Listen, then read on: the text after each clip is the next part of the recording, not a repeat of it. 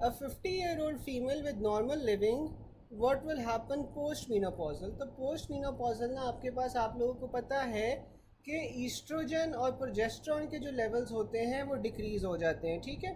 तो post menopausal oestrogen progesterone के levels decrease हो जाते हैं, और इसे कॉम्पनसेट करने के लिए आपके पास क्या होता है कि एफ एस एच और एल एच जॉन है ना वो इंक्रीज़ हो जाएंगे। एफ एस एच और एल एच इंटीरियर पिट्यूटरी से निकलते हैं, इंटीरियर पिट्यूटरी से वो निकलेंगे और वो कोशिश करेंगे कि ओवरीज को वो स्टिमुलेट कर सके टू प्रोड्यूस ईस्ट्रोजन और प्रोजेस्टेरॉन, ठीक है। अच्छा, फिर आ जाता है पॉलीसिस्टिक ओवेरियन डिजीज़। अब जो पॉलीसिस्टिक ओवेरियन डिजीज़ होती है उसमें आपके पास जो एल एच की रेशो होती है as compare to F S H वो ज़्यादा होती है, तो एल एच और एफ एस एच की रेशो हमारे पास 3:1 मिलेगी। अच्छा, मुझे कोई बता सकता है, वालेकुम सलाम डॉक्टर सबा, अच्छा मुझे कोई बता सकता है कि जो पॉलीसिस्टिक ओवेरियन डिजीज़ होती है इसके अंदर मेन सिम्टम्स क्या होते हैं, कोई बता सकता है? पॉलीसिस्टिक ओवेरियन डिजीज़ में क्या सिम्टम्स होंगे, कैसी प्रेजेंटेशन होगी?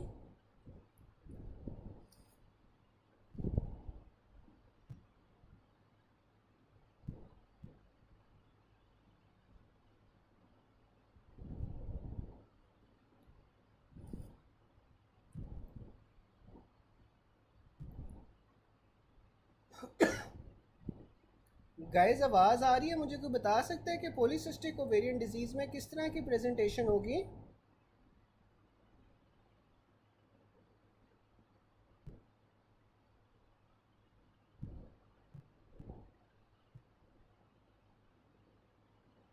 बिल्कुल हर्सूटिज्म होगा, वेट गेन होगा, बिल्कुल सही कह रहे हो।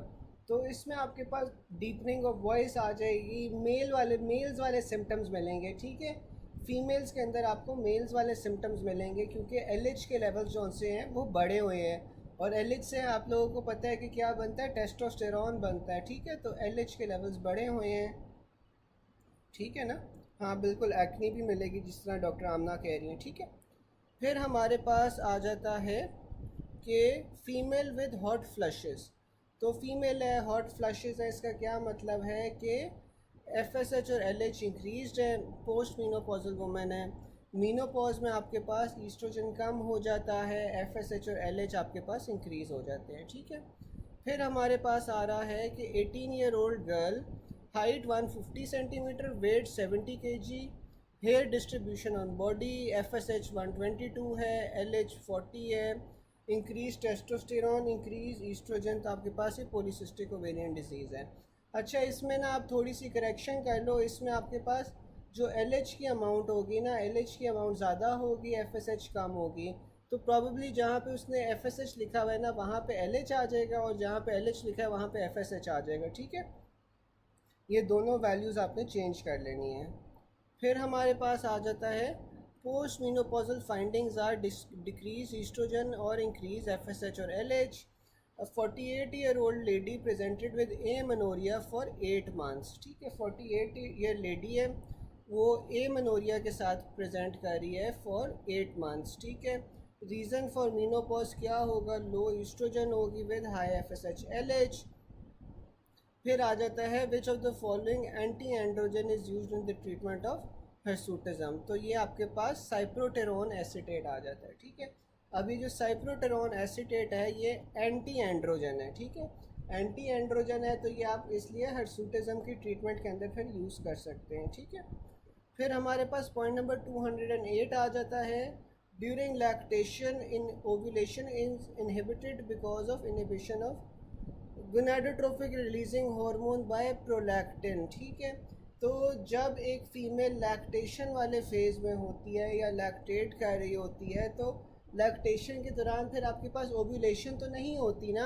और ओव्यूलेशन क्यों नहीं होती, क्योंकि आपके पास जो गोनाडोट्रोपिक रिलीजिंग हार्मोन है वो आपके पास इनहिबिट हो जाता है बाय प्रोलैक्टिन, ठीक है। तो आपको पता है कि लैक्टेशन के अंदर जो प्रोलैक्टिन लेवल्स होते हैं फ़ीमेल के अंदर वो ज़्यादा हो जाते हैं, ठीक है। तो अब ये लैक्टेशन के अंदर जब प्रोलैक्टिन लेवल ज़्यादा होंगे तो ये आपके पास गोनाडोट्रोपिक रिलीजिंग हार्मोन को इनहिबिट करेंगे, जिस वजह से फिर आपके पास ओव्यूलेशन नहीं होगी।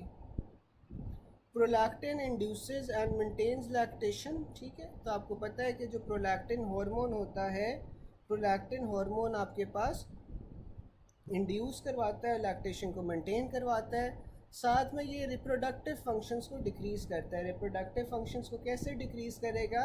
ये गोनाडोट्रोपिन रिलीजिंग हार्मोन का रिलीज़ जो सा है वो कम कर देगा, उसे इनहिबिट कर देगा। फिर हमारे पास ऑक्सीटोसिन आ जाता है। जो ऑक्सीटोसिन है वो आपके पास एक तो मिल्क लेट डाउन के अंदर असिस्ट करता है, साथ में आपके पास ये यूट्राइन कॉन्ट्रैक्शंस करवाता है, ठीक है। Ovulation is suppressed as long as lactation continues because prolactin has the following effects। तो आपके पास जो प्रोलैक्टिन होता है वो क्या करता है, वो हमारे पास हाइपोथैलेमिक गोनाडोट्रोपिक रिलीजिंग हार्मोन की सिक्रीशन को इनहिबिट करता है, ठीक है। Inhibits the action of GnRH on the interior pituitary. तो अगर GnRH आपके पास कम रिलीज़ हो रहा है तो उसका इंटीरियर पिट्यूटरी पे क्या एक्शन था कि उसने FSH और LH प्रोड्यूस करवाना था। तो हमारे पास फिर FSH और LH भी प्रोड्यूस नहीं होगा, ठीक है। और अगर FSH LH प्रोड्यूस नहीं होगा तो वह ओवरीज पे एक्ट नहीं करेगा, ठीक है।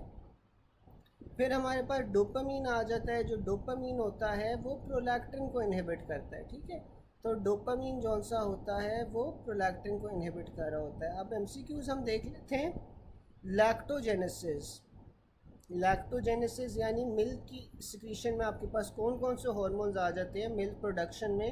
हमारे पास प्रोलैक्टिन आ जाएगा, ऑक्सीटोसिन आ जाएगा और कोर्टिसोल आ जाएगा। Lactation causes suppression of GnRH by prolactin. For lactation prolactin उसने निमोनिक बताया हुआ है, प्रोलैक्टिनेशन निमोनिक बताया हुआ है। मिल्क सिक्रीशन फ्रॉम बेस्ट आपके पास प्रोलैक्टिन से होती है। In child birth oxytocin works by positive feedback, ठीक है।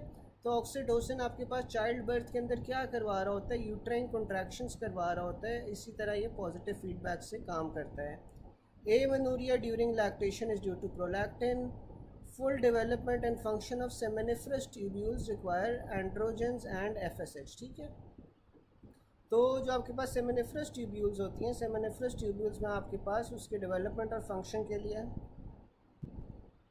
आपके पास क्या रिक्वायर्ड होता है, एंड्रोजेंस रिक्वायर्ड होते हैं और FSH रिक्वायर्ड होता है। Increase risk of endometrial cancer.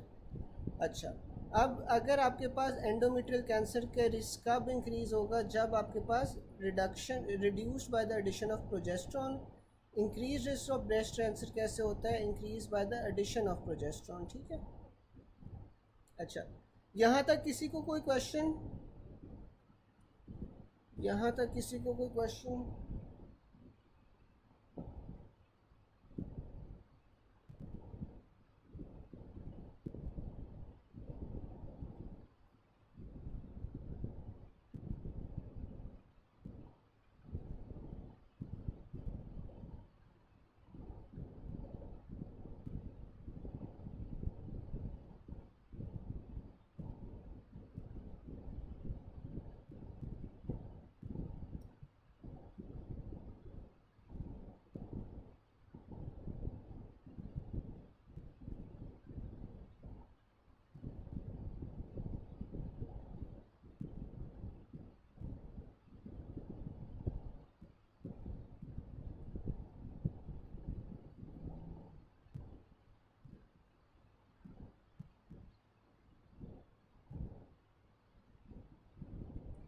अच्छा, डॉक्टर साहिबा पूछ रही हैं कि कॉर्टिसोल जौन सा है वो लैक्टोजेनेसिस में कैसे हेल्प करता है।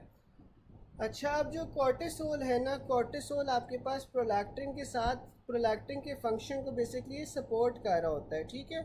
उसके अलावा जो कॉर्टिसोल होता है वो मैमुलरी टिश्यू की डेवलपमेंट में और प्रोटीन सिंथेसिस के अंदर जौन सा है ना वो आपके पास काम आता है। तो एक तो ये आपके पास मैमुलरी टिश्यू बना रहा होता है, जो एल्वियोलर सेल्स होते हैं ना ब्रेस्ट के, जहाँ से आपके पास मिल्क सिक्रीट हो रहा होता है, वहाँ पे कॉर्टिसोल जाके एक्ट करता है और ये बेसिकली आपके पास जो प्रोलैक्टिन है ना उसके फंक्शन को सपोर्ट करेगा। इस तरह ये आपके पास फिर ये लैक्टोजेनेसिस के अंदर हेल्प करता है, ठीक है।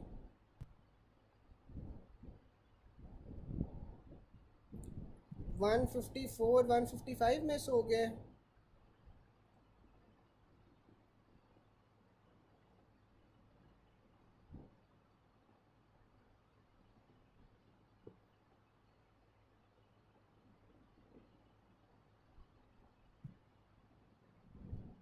अच्छा यार गाइस, फिर आप एक काम करो कि ना अभी हम जौन सा है 156 से कंटिन्यू करते हैं, ठीक है।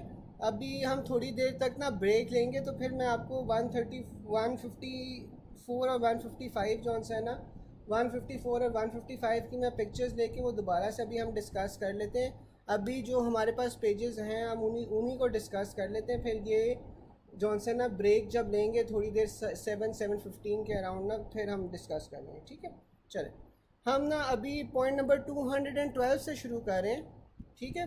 पॉइंट नंबर 212 से हम शुरू कर रहे हैं ऑन पेज नंबर 156, ठीक है। जो मिस हो गया है वो अभी हम कवर कर लेंगे, ठीक है। अभी ये कि टाइम ना ज़ाया हो तो हम आगे चलते हैं। पॉइंट नंबर 212 खोल लें सारे। इसमें हमारे पास आ रहा है breast atrophy in adult female is due to oestrogen and progesterone, ठीक है। अब remember best atrophy when it is in young females या adult female is caused by both oestrogen and progesterone deficiency, ठीक है। तो जो ब्रेस्ट एट्रोफी होती है ना वो फीमेल्स के अंदर क्यों होती है, क्योंकि आपके पास ईस्ट्रोजन और प्रोजेस्ट्रॉन की डिफिशिएंसी होती है, ठीक है। अब जो आपके पास प्रोजेस्ट्रॉन है ना, प्रोजेस्ट्रॉन बेसिकली आपके पास जो एल्विलाई होते हैं, डक्ट होते हैं और लोब्यूल्स होते हैं ना, उसकी डेवलपमेंट के लिए आपके पास ब्रेस्ट में क्या रिक्वायर्ड होता है, प्रोजेस्ट्रॉन रिक्वायर्ड होता है, ठीक है। जबकि जो ईस्ट्रोजन है ना, ईस्ट्रोजन जो आपके पास फैटी टिश्यू होता है ना ब्रेस्ट का, उसकी डेवलपमेंट के लिए ज़रूरी होता है, ठीक है। तो अगर इन दोनों की डिफिशिएंसी होगी तो फिर हमारे पास ब्रेस्ट की एट्रोफी हो जाएगी, ठीक है।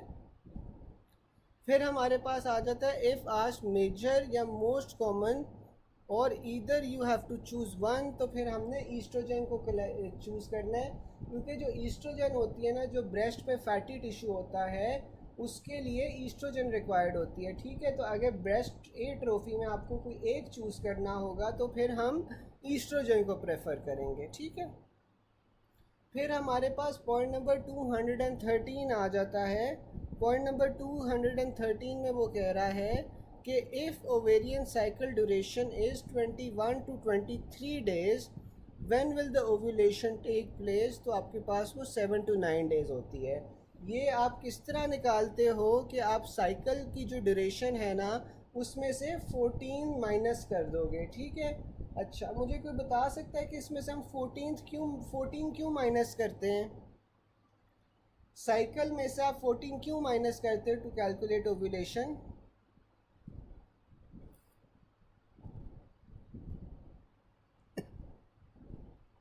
अच्छा, note that ovulation occurs 14 days before menses, ठीक है।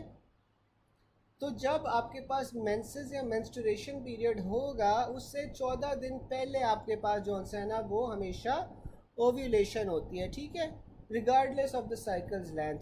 तो जो आपके पास साइकिल की लेंथ होगी ना उसमें से आपने 14 को माइनस कर देना है। 14 का माइनस कर दोगे तो आपके पास ओव्यूलेशन का डे आ जाएगा कि किस दिन ओव्यूलेशन हुई है। 14 डेज पे ज़रूरी नहीं है कि ओव्यूलेशन हो। मेंसेस से जौन सा है ना वो 14 डेज पहले होती है, ठीक है। मेंसेस से 14 डेज पहले होती है। अब नॉर्मली यही बनता है कि 14 डेज पे होती है क्योंकि 28 डेज़ का साइकिल होता है। तो 28 डेज़ के साइकिल में आप एंड से 28 से 14 माइनस करोगे तो आपके पास 14 डे पे ही ओव्यूलेशन आएगी। लेकिन इसमें जो ज़्यादा बेहतर तरीका है वो याद रखने का ये है कि मेंसेस से 14 डेज पहले आपके पास ओव्यूलेशन होती है, ठीक है। तो लेट्स सपोज कि अब आपके पास 35 डे की साइकिल आ 35 डेज़ की साइकिल आ रही है। अब 35 डेज़ की साइकिल में भी ओव्यूलेशन 14 डेज़ पे होगी क्या, जिस तरह डॉक्टर अनीला कह रही हैं, तो फिर तो या डॉक्टर बहावना कह रही हैं कि 14 डे पे मेंस्ट्रुएशन होती है, 14 डेज़ पे ओव्यूलेशन होती है। तो अगर 35 डेज़ की साइकिल होगी तो तब भी क्या आपके पास 14 डे पे ओव्यूलेशन होगी? तब तो 14 डे पे ओव्यूलेशन नहीं होगी ना, ठीक है। तो हमने मेंसेस से 14 डेज़ पहले जाना है तब आपके पास ओव्यूलेशन होगी, ठीक है। तो यहाँ पे हमने फिर 35 से 14 को माइनस करना है, तो फिर आपके पास ओव्यूलेशन कब हो रही है? यहाँ पे 21st डे पे हो रही है, ठीक है ना।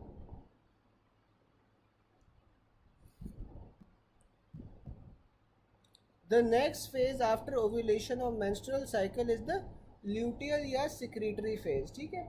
तो आपके पास ओव्यूलेशन हो गई, आपके पास जो ओवम है वो रिलीज़ हो गया। फिर आपके पास क्या आ जाता है, फिर आपके पास ल्यूटियल या सिक्रीटरी फेज़ आता है। और ल्यूटियल या सिक्रीटरी फेज़ में क्या हो रहा होता है, आपके पास एंडोमेट्रियल थिकनिंग हो रही होती है, वैस्कुलराइजेशन हो रही होती है, इम्प्लांट होने की तैयारी हो रही होती है, ठीक है, जाइगोट की। This phase always occurs from the 14th to the 28th day, ठीक है। तो ये फिर आपके पास 14 से 28 डे के दरमियान आपके पास सिक्रीटरी या ल्यूटियल फेज आ जाता है। और अगर आपके पास इम्प्लांटेशन नहीं होती तो फिर क्या आता है, फिर आपके पास मेंसेस हो जाता है, ठीक है।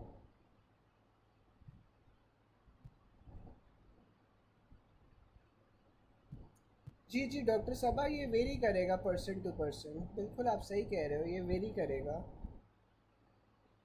हम एक एवरेज लेते हैं 28 डेज़ की साइकिल का, लेकिन पर्सन टू पर्सन ये बिल्कुल वेरी कर सकता है, ठीक है। फिर हमारे पास आ जाता है oocyte at the time of ovulation किस फेज़ में होता है। तो oocyte जौन सा होता है वो सेकेंडरी फेज़ में होता है। अच्छा, मुझे ये कोई बता सकता है कि सेकेंडरी फेज़ के ये कौन से सब फेज़ में होता है। जी जी बिल्कुल डॉक्टर आमना सही कह रहे हैं, 14 स्टैंडर्ड है, क्योंकि हम 28 डेज़ को एवरेज लेते हैं, ठीक है, तो इसलिए 14 स्टैंडर्ड है। अच्छा, मुझे ये बता सकता है कोई कि जो oocyte होता है वो आपके पास जो सेकेंडरी oocyte होता है उसकी आपके पास ओव्यूलेशन पे वो किस फेज़ में, सब फेज़ में होगा, किस सब फेज़ में ये स्टॉप हुआ होता है, कोई बता सकता है। बिल्कुल डॉक्टर आमना सही कह रही है, मेटा फेज 2 में होता है, ठीक है। डॉक्टर आतिका डिप्लोटीन में नहीं होता, आपके पास ये मेटा फेज 2 में होता है, जिस तरह डॉक्टर आमना बता रही हैं, ठीक है। नहीं, हाँ हाँ, मेटा फेज 2 में होता है। During ovulation what kind of oocyte is release, तो हमारे पास सेकेंडरी oocyte होगा। और ये जो सेकेंडरी oocyte है ना, ये मेटाफेज 2 के अंदर जौन सा है ना वो इनहिबिट हुआ होगा। और जब आपके पास ये स्पर्म के साथ मिलता है तो तब आपके पास फिर जो ये मियोसिस है वो कंप्लीट हो जाती है, ठीक है। फिर हमारे पास आ जाता है first meiotic division occurs few hours before ovulation. जी बिल्कुल डॉक्टर आमना ये भी सही कह रही हैं। नहीं नहीं, प्रो फेज ऑफ मियोसिस 2 नहीं होता, ये हमारे पास मेटा फेज में होता है, ठीक है, मेटा फेज 2 में होता है। First meiotic division occurs few hours before ovulation, ठीक है। तो ओव्यूलेशन से कुछ घंटे पहले जौन सा है आपके पास ये फर्स्ट मियोटिक डिवीजन कंप्लीट होती है। और ओव्यूलेशन के दौरान जो आपके पास oocyte होगा ना, ओव्यूलेशन के दौरान वो आपके पास मेटाफेज 2 के अंदर होगा, ठीक है। फिर हमारे पास आ रहा है female patient with primary infertility, most reliable indicator of ovulation during ovulation phase आपके पास क्या होता है कि फर्न टेस्ट जौन सा है वो नेगेटिव हो जाता है, ठीक है। अब ये जो फर्न टेस्ट का नेगेटिव होना है ना, दैट इज़ एन इंडिकेटर कि आपके पास ओव्यूलेशन हो गई है।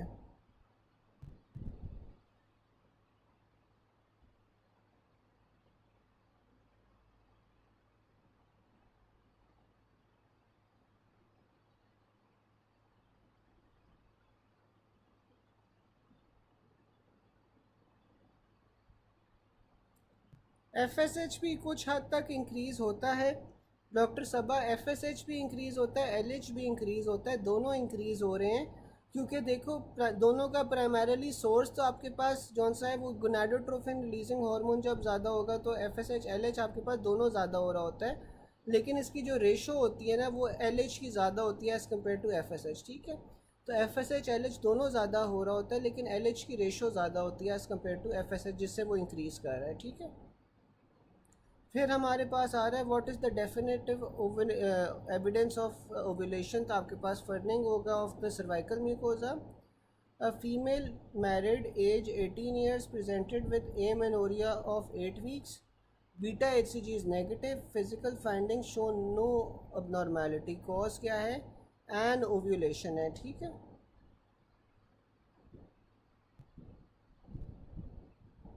मैं बता देता हूँ। देखो कि सबसे पहले जब फीमेल की बर्थ होती है ना, फीमेल की बर्थ में आपके पास चंद प्राइमरी oocytes होते हैं, ठीक है। जब फीमेल की बर्थ होती है तो तब आपके पास चंद प्राइमरी oocytes होते हैं। अब ये जो oocytes है ना, इन्होंने मियोसिस शुरू कर देनी है, लेकिन ये जो मियोसिस है ना, ये आपके पास इनहिबिट हो जाती है। जिस तरह वो डॉक्टर साहब बता रही थी ना कि ये आपके पास डिप्लोटीन स्टेज ऑफ प्रोफेज के डिप्लोटीन स्टेज के ऊपर ये मियोसिस वन जौन सी ना इनहिबिट हो जाती है अनटिल आपके पास प्यूबर्टी, ठीक है। तो प्यूबर्टी तक जौन सा है ना आपके पास क्या होता है, प्रोफेज की आपके पास डिप्लोटीन स्टेज होती है, ठीक है। और फिर आपके पास जब ओव्यूलेशन होती है ना, तो ये जल्दी जल्दी जो आपके पास मियोसिस वन है वो कंप्लीट हो जाता है। वो कंप्लीट होने के बाद आपके पास फिर जो सेकेंडरी oocyte होता है उसकी फिर आपके पास जौन सी है वो इनहिबिट हो जाती है मियोसिस टू, और उस टाइम पे जो मियोसिस टू इनहिबिट होती है वो आपके पास मेटाफेज टू पे होती है, ठीक है। फिर जब आपके पास स्पर्म आके लगेगा ये सेकेंडरी oocyte के साथ, तो तब उसकी जो आपके पास सेकेंड मियोसिस थी वो आपके पास कंप्लीट हो जाती है, ठीक है। तो पहले आपके पास जब फीमेल पैदा हुई है तब से लेकर प्यूबर्टी तक आपके पास जो oocyte है या जो प्राइमरी oocyte है वो किस फेज में फंसा हुआ है, वो आपके पास प्रो फेज के डिप्लोटीन स्टेज पे फंसा हुआ है, ठीक है। और उसके बाद फिर जब आपके पास क्या नाम है ओव्यूलेशन हुई, तो ओव्यूलेशन में ये जो आपके पास डिप्लोटीन स्टेज थी ये कंप्लीट हुई। ये कंप्लीट होने के बाद आपके पास ओव्यूलेशन जौन सी होती है वो oocyte कहाँ पे फिर से फंस जाता है, वो आपके पास ये मेटाफेज टू पे फंस जाता है, ठीक है। फिर जब स्पर्म आके लगेगा तो तब वो आपके पास सेकेंडरी मियोसिस जौन सी है वो कंप्लीट हो जाएगी, ठीक है। अब समझ आ गई सबको? डॉक्टर बख्तावर समझ आ गई?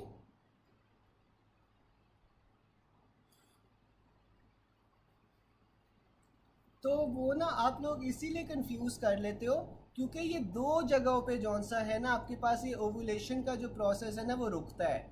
जो अमूमन पेपर में आता है ना, पेपर में आपके पास ये डिप्लोटीन स्टेज ही आती है प्रोफेज की, जब आपके पास फीमेल के पैदाइश से लेकर प्यूबर्टी तक वो इनहिबिट हुआ होता है, ठीक है। तो पेपर में यही आता है ज़्यादातर कि आपके पास ये डिप्लोटीन स्टेज पे रुका होता है ऑफ प्रोफेज। लेकिन दूसरा भी अक्सर आ जाता है पेपर में कि दूसरी बार जो इनहिबिट होता है उसकी ग्रोथ वो कब हो रही होती है, जब वो ओव्यूलेशन हो गई है लेकिन जो आपके पास oocyte है वो फंसा हुआ है, तब फिर आपके पास ये मेटाफेज टू पे, ठीक है। अच्छा फिर हमारे पास आ रहा था, it also comes as a 16-year-old married female having history of 8 weeks amenorrhea. Her pregnancy test is negative. Physical findings are near to normal. What is your diagnosis? तो हमारे पास ये anovulation है कि जो फीमेल है ना वो ओव्यूलेट नहीं कर रही। To confirm a pregnancy which of the following should be checked in urine, तो आपके पास वो बीटा HCG होता है, ठीक है। तो आप बीटा HCG यूरिन के अंदर देखते हो to confirm pregnancy. A lady had 28-day cycle. She has increased levels of B17 beta estradiol without any increase in progesterone for the last 3 days. What is near to occur? तो ये आपके पास ovulation है, क्योंकि आपके पास क्या होता है कि ईस्ट्रोजन जौन सा होता है, ईस्ट्रोजन का पॉजिटिव फीडबैक इफेक्ट होता है ना। ओव्यूलेशन से पहले जो आपके पास ईस्ट्रोजन होता है वो 2 से 3 गुना बढ़ जाता है, ठीक है। ओव्यूलेशन से पहले आपके पास ईस्ट्रोजन की जो क्वांटिटीज़ होती हैं वो बहुत बढ़ जाती हैं, जिस वजह से फिर आपके पास ओव्यूलेशन होती है।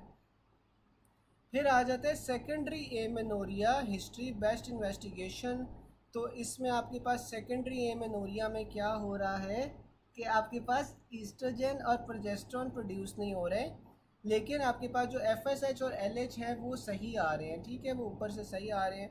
तो आप इसमें FSH कराओगे, सॉरी सेकेंडरी एमेनोरिया में क्या होता है, सेकेंडरी एमेनोरिया में आपके पास कोई पिट्यूटरी का मसला होगा, ठीक है, कोई एंटीरियर पिट्यूटरी का मसला होगा जिस वजह से आपके पास FSH और LH जॉन से वो सही तरह बन ही नहीं पा रहे होंगे, वो कम बन रहे होंगे। तो जब आपके पास एफएसएच और एलएच कम बन रहे होंगे तो फिर आपके पास जाहिर है फिर ईस्ट्रोजन और प्रोजेस्टेरॉन भी कम बनेंगे, ठीक है। तो जो सेकेंडरी एमेनोरिया होता है उसमें आप बेस्ट इन्वेस्टिगेशन एफएसएच एलएच और प्रोलैक्टिन करवाते हैं। फिर आपके पास आ जाते हैं first stage during onset of puberty, क्या होता है कि ब्रेस्ट बड अपेयर होती है, ठीक है। फिर saw tooth appearance of gland, vacuolisation और एडिमेटस स्टोमा आपके पास ये सिक्रेटरी फेज में होता है, ठीक है। Secretory proliferation of endometrium is done by progesterone, ठीक है। फिर आ जाता है which hormone increases in mid luteal phase, तो आपके पास प्रोजेस्टेरॉन और ईस्ट्रोजन दोनों बड़े होते हैं। ड्यूरिंग ओव्यूलेशन आपके पास जो वैक्यूलाइजेशन होती है वो नहीं होती, जबकि जो वैक्यूलाइजेशन है वो कब हो रही होती है। कोई मुझे बता सकते हैं ये जो वैक्यूलाइजेशन है किस फेज़ में होगी? अगर ये ओव्यूलेशन में नहीं होगी तो ये वैक्यूलाइजेशन किस फेज़ में होगी? कोई चैट बॉक्स में बता सकता है?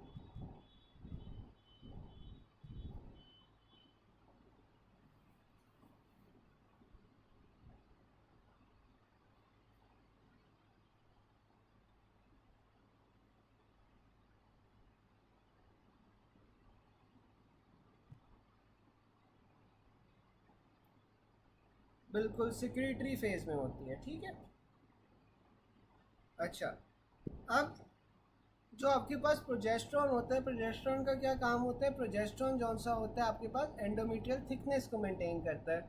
और ये जो एंडोमेट्रियल थिकनेस है ये कब हो रही होती है? ये आपके पास अगेन सिक्रेटरी फेज में हो रही होती है। What is the definitive evidence of ovulation? तो आपके पास वो बर्निंग ऑफ सर्वाइकल म्यूकोजा आ जाती है। If a female has menstrual cycle of 21 days, तो 21 में से आप 14 माइनस कर दोगे तो ओवुलेशन आपके पास 7 डे पे हुई हुई है। A 23-year-old female with menstrual cycle of average 28 days. On 21st day, the last menstrual period, the most appropriate condition of her uterus क्या होगी? आपके पास वो सिक्रेटरी फेज में होगा, ठीक है। क्योंकि देखो, अगर आपके पास 28 डेज़ की साइकिल है, 28 डेज़ की साइकिल में आपके पास ओव्यूलेशन किस दिन पे होगी? आपके पास 14 डे पे ओव्यूलेशन होगी। ओव्यूलेशन होगी 14 डे पे, उसके बाद से लेकर आपके पास 28 डे का कौन सा फेज़ आएगा? फिर सिक्रेटरी फेज़ आएगा। और सिक्रेटरी फेज़ के बाद फिर क्या होगा? आपके पास फिर मेंसेस हो जाएगा, ठीक है। फिर आ जाता है patient presented on 18 day with menstrual cycle, her normal cycle is such that she ovulates on the 14 day, तो आपके पास वो कौन सी फेज़ में होगी? सिक्रेटरी फेज़ में होगी। During menstruation and parturition which layer is shed off, तो आपके पास ये फंक्शनलिस लेयर और functional layer of endometrial zone सी होती है ना वो शेड करती है, ठीक है। फिर आपके पास आ जाता है मोस्ट कॉमन कॉज ऑफ सब fertility is failure of ovulation, ठीक है। तो अगर ओव्यूलेशन ही नहीं हो पा रही तो आपके पास फिर सब फर्टिलिटी होगी, ठीक है। यहाँ तक किसी को कोई पॉइंट ना समझ आया हो?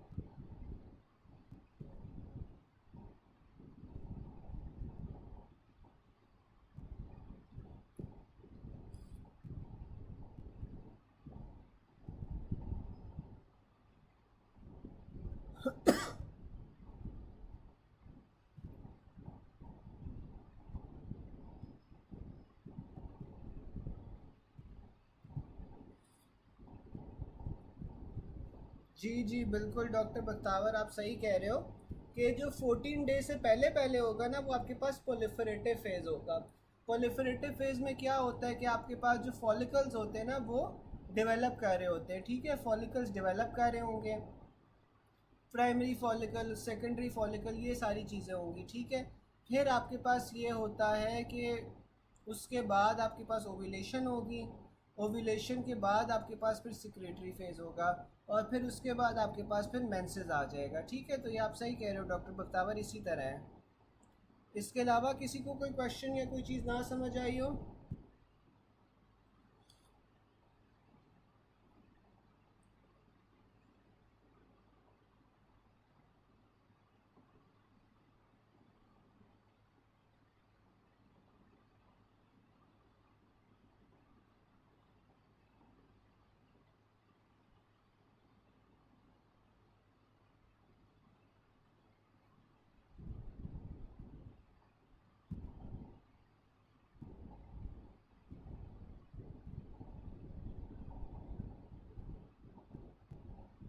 फेजेस अलग से बता देंगे। अच्छा डॉक्टर आस्का, इसी तरह है, यही आपके पास फेजेस हैं बेसिकली ना। आपके पास ये देखो कि सबसे पहले क्या हो रहा है, आपके पास प्रोलिफरेशन हो रही है, ठीक है। जो आपके पास फॉलिकल्स है ना, उसकी डेवलपमेंट हो रही है, ठीक है। अब ये जो फॉलिकल्स की डेवलपमेंट है ना, ये आपके पास फर्स्ट 14 डेज तक होती है, ठीक है। अगर 28 डेज़ की साइकिल है तो पहले 14 डेज़ तक आपके पास ये फॉलिकल्स की डेवलपमेंट हो रही है। उसके बाद आपके पास क्या आ जाता है, उसके बाद ओव्यूलेशन आ जाती है, ठीक है। ओव्यूलेशन में क्या होता है कि जो आपके पास ये फॉलिकल है ये रप्चर हो जाता है, ठीक है। फॉलिकल रप्चर हो जाता है और जो सेकेंडरी oocyte है वो आपके पास जौन सा है वो ये बाहर चला जाता है, ठीक है। उसके बाद ओव्यूलेशन हो गई 14 डे पे। 14 डे के बाद आपके पास क्या होगा, सिक्रीटरी फेज़ आएगा। सिक्रीटरी फेज़ में क्या हो रहा होता है कि आपके पास एंडोमेट्रियम थिक हो रही होती है, वैस्कुलराइजेशन हो रही होती है, ठीक है। आपके पास इम्प्लांटेशन की तैयारी हो रही होती है, ठीक है। तो इससे आप सिक्रेटरी फेज़ कहते हो। फिर आपके पास क्या आ जाता है, जब आपके पास इम्प्लांटेशन नहीं हुई तो आपके पास ये जो ये सारी क्या नाम है, ये तैयारी हुई थी, आपके पास एंडोमीट्रियल थिकनेस हुई थी, एंडोमीट्रियम जो सी है वो शेड ऑफ करना शुरू हो जाएगी। और शेड ऑफ वो कहाँ से करती है, जैसे उसने बताया था कि फंक्शनलिस लेयर से, या फंक्शनल लेयर ऑफ एंडोमीट्रियम जो सी है वो शेड ऑफ कर जाएगी। तो उस पीरियड को हम फिर मेंसेस कहेंगे, ठीक है। मेंसेस का पीरियड जो सा होता है वो 1 से 4 दिन तक होता है नॉर्मली, ठीक है। नहीं नहीं डॉक्टर, है ना, ये जो आपके पास फेज पीरियड्स है ना, ये आपके पास कांस्टेंट नहीं होते हैं। इनकी टाइम ड्यूरेशन हमारे पास कांस्टेंट होना ज़रूरी नहीं है, ठीक है। बस ये आप याद रखो कि मेंसेस से पहले पहले जौन सा है ना ओव्यूलेशन, वो आपके पास नॉर्मली जौन सा है वो 14 डेज़ पहले होती है। तो आपके पास सिक्रीटरी फेज़, हाँ ये कह सकते हो आपके, इसकी मोर और लेस 14 डेज़ ही होगी लेंथ, ठीक है। क्योंकि आपके पास जो मेंस्ट्रुएशन और ओव्यूलेशन के दरमियान में डिफरेंस होता है टाइम का, वो 14 डेज़ होता है, ठीक है। तो जो आपके पास सिक्रीटरी फेज़ होगा, सिक्रीटरी फेज़ की ऑलमोस्ट 14 डेज़ ही रहेगी। लेकिन जो आपके पास मेंसेस होता है और साथ में जो आपके पास प्रोलिफरेटिव फेज़ होता है, इसकी कम ज़्यादा हो सकती है। पहले 1 से 4 दिन जौन सा है ना आपके पास नॉर्मली वो ये मेंसेस वाला स्टेज आती है, और फिर 4 से लेकर आखिर वो 14 तक जौन सा है ना वो आपके पास फिर ये प्रोलिफरेटिव स्टेज आएगी, ठीक है। जी जी बिल्कुल, जो जो सिक्रीटरी फेज़ होता है वो कांस्टेंट ही होगा, ठीक है, उससे आप कांस्टेंट ही लो। डॉक्टर अस्का, डॉक्टर एना, डॉक्टर मारिया, डॉक्टर आमना, सबको समझ आ गई? डॉक्टर असमा?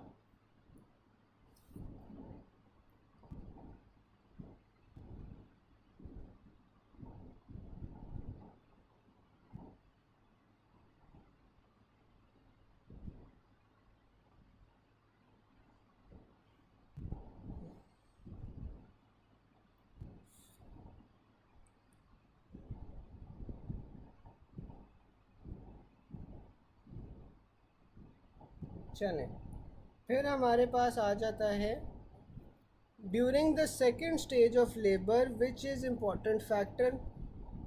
तो सेकेंड स्टेज ऑफ लेबर में आपके पास क्या होता है, सेकेंड स्टेज ऑफ लेबर में आपके पास abdominal मसल्स की contraction होती है। The hormone which triggers onset of parturition in mother is fetal cortisol. तो ये जो फीटल कॉर्टिसोल होता है ना, ये पार्चुरेशन की ऑनसेट करवाता है। The level of which hormone remains normal during pregnancy. तो आपके पास ग्रोथ हार्मोन के जो लेवल्स होते हैं वो ओवरऑल कांस्टेंट रहते हैं during pregnancy. The blood levels of pregnant lady in second trimester will show normal levels of growth hormone. Growth hormone does not increase during pregnancy. Which hormone acts as growth hormone instead? तो आपके पास ये human chorionic सोमैटोमेमोट्रोफिन होता है जो growth hormone की तरह act करता है।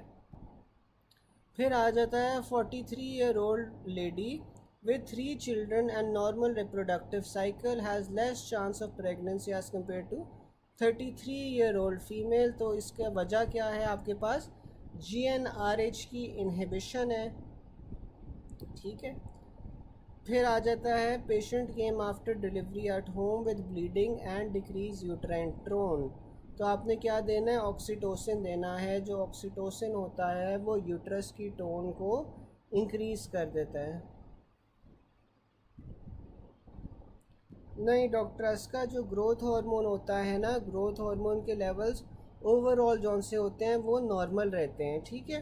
अब मुझे ये याद नहीं है, ये ऐसे होता है कि ग्रोथ हार्मोन ना किसी एक या दो ट्राइमेस्टर्स के अंदर इंक्रीज़ कर रहा होता है और किसी एक ट्राइमेस्टर के अंदर ये डिक्रीज़ कर रहा होता है, लेकिन इसके जो ओवरऑल लेवल्स हैं ना आपके पास प्रेगनेंसी के अंदर वो नॉर्मल होते हैं, ठीक है। तो ओवरऑल जो आपके पास लेवल्स होंगे ग्रोथ हार्मोन के वो नॉर्मल होंगे। और जो ग्रोथ हार्मोन के तौर पे हार्मोन एक्ट कर रहा होता है वो ह्यूमन कोरियोनिक सोमैटोमेमोट्रोफिन होता है।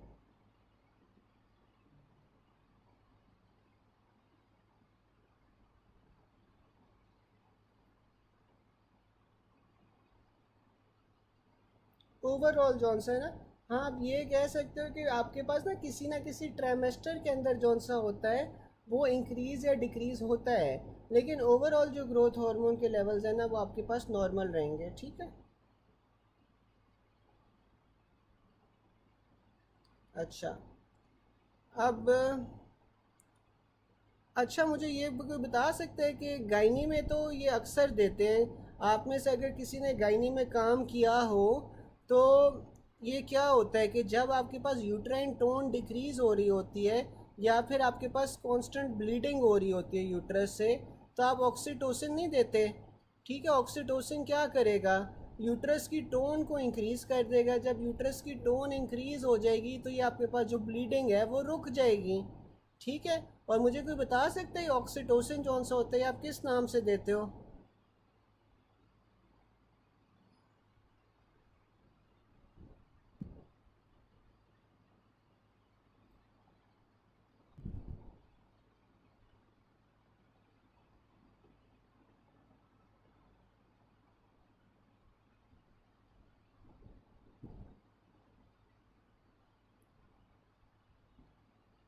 इस सिंटो के नाम से देते हैं ना, ठीक है। और ये आपके पास यही होता है कि यूट्राइन ब्लीडिंग को कम करता है, हाँ बिल्कुल, ठीक है ना।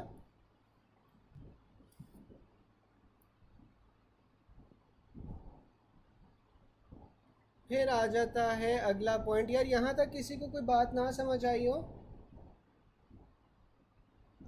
यहाँ तक किसी को कोई बात ना समझ आई हो?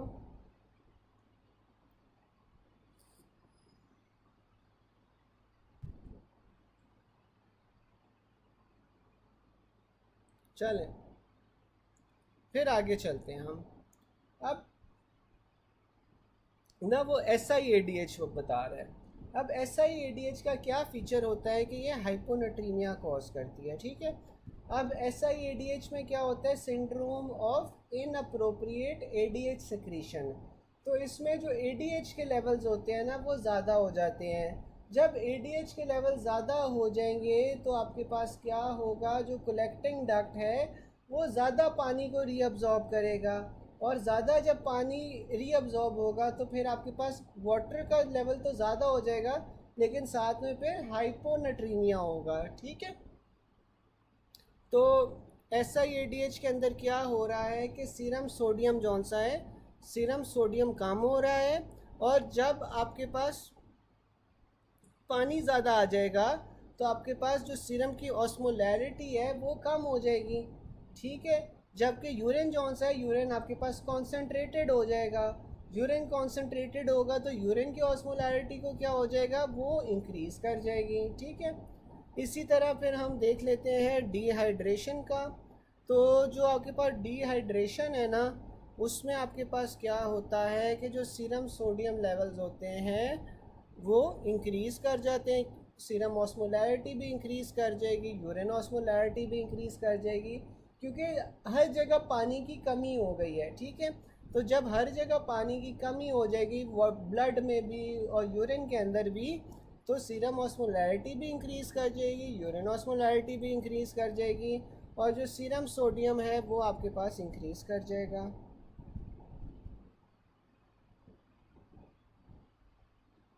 ऑनसेट ऑफ पार्चुरेशन,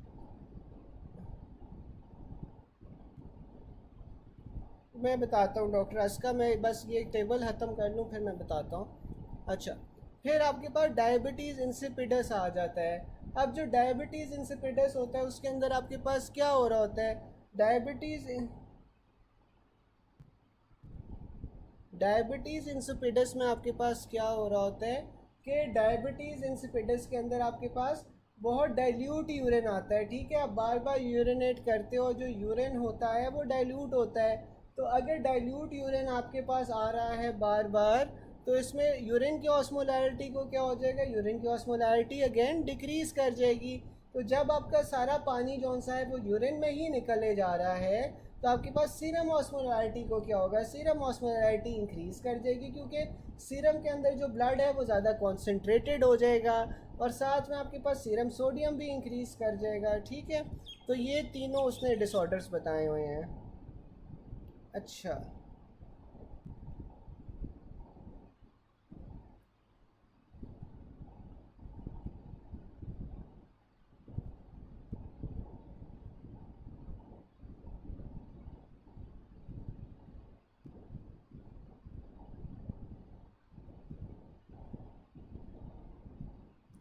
अच्छा। अब जो आपके पास ऑक्सीटोसिन होता है ना, जिस तरह डॉक्टर अस्का पूछ रही थी, कि ऑक्सीटोसिन जौन सा होता है बिल्कुल ये आपके पास ऑनसेट ऑफ पार्चुरेशन भी करवाता है। और ऑनसेट ऑफ पार्चुरेशन के अंदर ये कैसे करवाता है कि ये आपके पास यूट्राइन कॉन्ट्रैक्शंस ही करवा रहा होता है ना। ठीक है, तो ये लेबर इंड्यूस करने के अंदर मदद करता है। ठीक है, तो यूट्राइन कॉन्ट्रैक्शन करवा रहा होता है, यूट्रस की टोन इंक्रीज कर रहा होता है। ठीक है, और ये आपके पास लेबर की इंडक्शन करवा रहा होता है। ठीक है, तो हाँ ये आपके पास पार्चुरेशन के अंदर भी यूज़ होता है, लेकिन अगर आपके पास इसी तरह यूज़ होता है ना कि आपके पास टोन इंक्रीज़ करता है, टोन इंक्रीज़ होगी तो आपके पास कॉन्ट्रैक्शंस बढ़ जाएंगी। ठीक है, तो इसी यही वाला मैकेनिज़्म हम तब भी यूज़ करेंगे जब ब्लीडिंग हो रही होगी और एटोनिया हो गया होगा यूट्रस का, जब टोन ख़त्म हो गई होगी तो तब हम ऑक्सीटोसिन देंगे, जिससे टोन आपकी बढ़ जाएगी। और टोन बढ़ने के साथ साथ आपके पास फिर जब टोन बढ़ जाएगी तो आपके पास ब्लीडिंग फिर रुक जाएगी। तो ये दोनों चीज़ें सही हैं ना।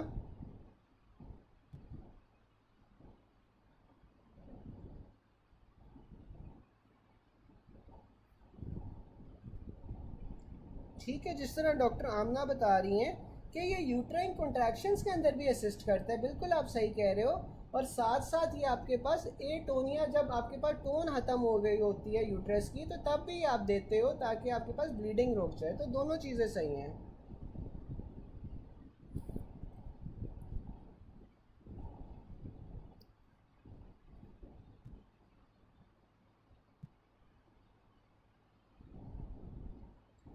इसको प्रेफर करेंगे डॉक्टर अस्का, इसका इस तरह का आपके पास कोई एमसीक्यू नहीं आएगा कि वो आपसे पूछे कि क्या नाम है, कि ऑनसेट ऑफ पार्चुरेशन करवा रहा है या फिर आपके पास वो क्या कह रहे हो कि यूट्रेन टोन इंक्रीज़ करवा रहे हैं। दोनों चीज़ें करवा रहे हैं। यूट्रेन टोन इंक्रीज़ करने से ही तो आपके पास कॉन्ट्रैक्शंस हो रही हैं।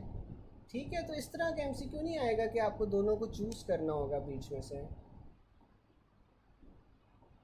बिल्कुल, ऑक्सीटोसिन यूट्राइन कॉन्ट्रैक्शंस को बढ़ा रहा है। जब कॉन्ट्रैक्शंस बढ़ जाएंगी इसका क्या मतलब है, कॉन्ट्रैक्शंस किस तरह बढ़ा रहा है, क्योंकि वो टोन इंक्रीज़ कर रहा है। ठीक है, तो इस तरह आपको इन दोनों में से नहीं आएगा कि आप डिफ्रेंशिएट करो या सिलेक्ट करो कि कौन सा बेहतर होगा, क्योंकि ये दोनों चीज़ें कर रहे हैं।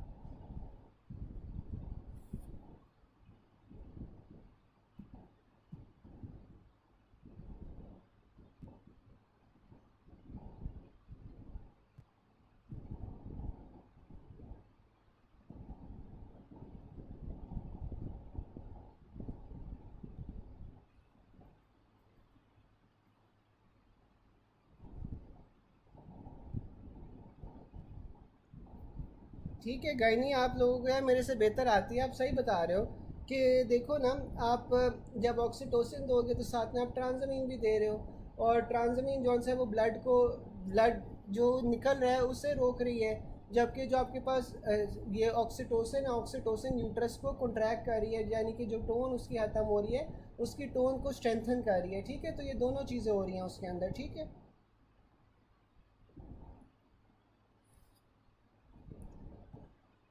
अच्छा, फिर हमारे पास आ जाता है एमसीक्यूज़ में हाइपर ऑस्मोलर ओवर हाइड्रेशन। तो जो हाइपर ऑस्मोलर ओवर हाइड्रेशन है इसमें वाटर डिप्रीवेशन होती है, ठीक है। Which of the following will be seen in diabetes insipidus. तो डायबिटीज़ HCG कहाँ से आता है ड्यूरिंग प्रेगनेंसी? HCG कहाँ से आता है, मुझे कोई बता सकता है? ये तो मुझे कोई बता सकता है कि HCG कहाँ से आता है प्रेगनेंसी में?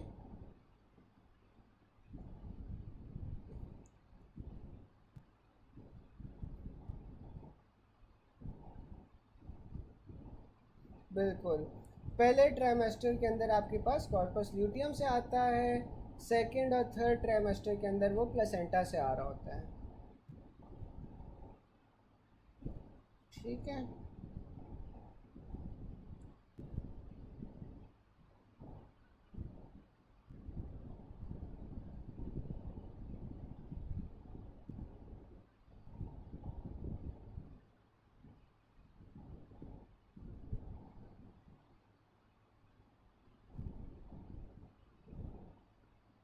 अच्छा, जो हाइपर ऑस्मोलर ओवर हाइड्रेशन होता है इसमें क्या होता है कि एक्सेस फ्लूइड होता है in the body that also has a higher than normal concentration of solutes, ठीक है।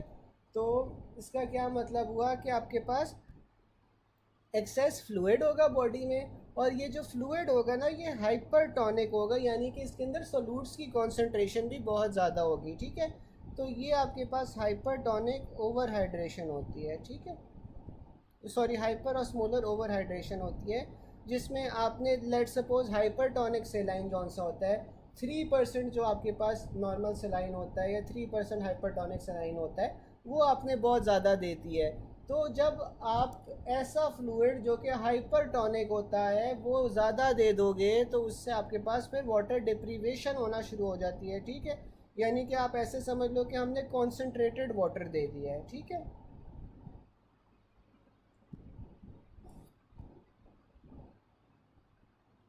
कॉर्पस ल्यूटियम से ना पहले महीने में हो रहा होता है HCG, और दूसरे और तीसरे ट्राइमेस्टर के अंदर जौन सा है ना वो आपके पास फिर प्लेसेंटा से HCG रिलीज हो रहा होता है। फिर आ जाता है which of the following will be seen in diabetes insipidus. तो डायबिटीज़ इंसिपिडस में आपको यूरिन की ऑस्मोलैरिटी जौन सी है वो रिड्यूस्ड मिलेगी, यानी लेस कॉन्सेंट्रेटेड या डाइल्यूटेड यूरिन मिलेगा, ठीक है। How to differentiate between normal and SI-ADH। तो इसमें आप सीरम ADH लेवल्स करवाओगे, जो SI-ADH वाला पेशेंट होगा उसके अंदर ADH लेवल्स इंक्रीज होंगे।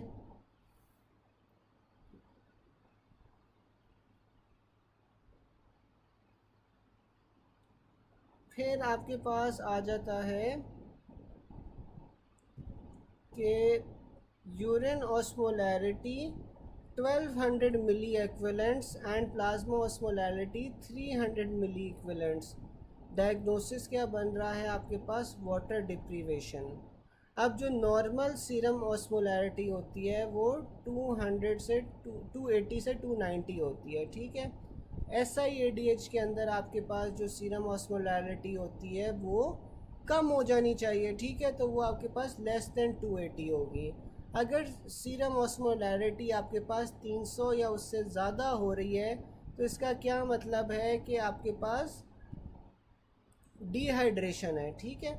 अच्छा, डिहाइड्रेशन भी हो सकती है, जो आपके पास सीरम ऑस्मोलैरिटी जौन सी है वो इंक्रीज़ हो रही है, साथ में डायबिटीज़ इंसिपिडस भी हो सकती है, ठीक है। लेकिन यहाँ पे अब आपके पास किस तरह आप डिफ्रेंशिएट करोगे? आप यूरिन ऑस्मोलैरिटी पे डिफ्रेंशिएट करोगे। अगर तो आपके पास यूरिन ऑस्मोलैरिटी जौन सी है वो इंक्रीज्ड है या नॉर्मल के करीब आ रही है तो तब हमारे पास डिहाइड्रेशन होगी। जो डायबिटीज़ इंसिपिडस होता है उसमें यूरिन ऑस्मोलैरिटी डिक्रीज़ कर जाती है, ठीक है। तो यहाँ पे 1200 उसने मिली इक्विवेलेंट दिया हुआ है यूरिन ऑस्मोलैरिटी। प्लाज्मा ऑस्मोलैरिटी जौन सी है यहाँ पे आपके पास इंक्रीज्ड है, तो इस वजह से ये वाटर डिप्रीवेशन है।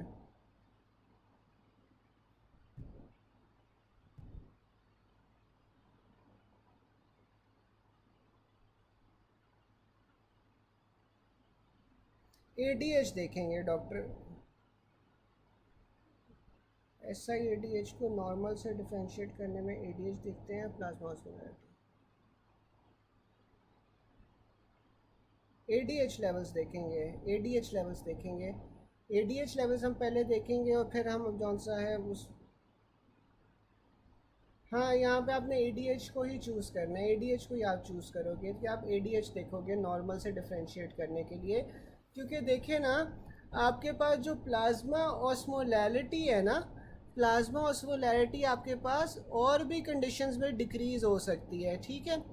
तो जो प्लाज्मा ऑस्मोलैरिटी है वो आपके पास और भी कंडीशंस में तो डिक्रीज़ हो सकती है। लेट्स सपोज किसी बंदे ने बहुत ज़्यादा पानी पी लिया है, अगर बहुत ज़्यादा किसी ने पानी पी लिया हो तो तब भी तो आपके पास सीरम ऑस्मोलैरिटी जौन सी है वो डिक्रीज़ करेगी ना, तब भी सीरम ऑस्मोलैरिटी डिक्रीज़ करेगी। तो आपको डेफिनेटली देखने के लिए ना आपको ADH के लेवल्स देखने पड़ेंगे कि ADH के लेवल्स जौन से हैं वो कितने कम या ज़्यादा हैं नॉर्मल से, तो तब आप दोनों को डिफ्रेंशिएट कर सकोगे।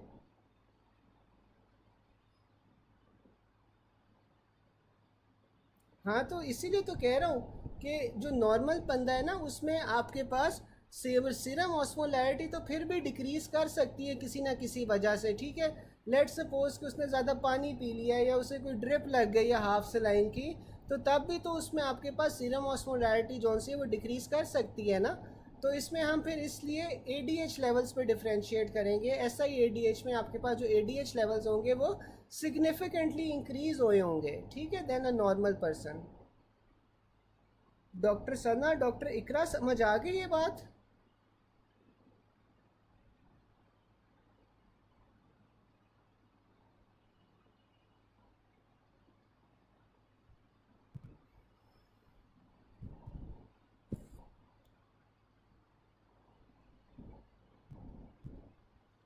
डॉक्टर सना, डॉक्टर इकरा, समझ आ गई?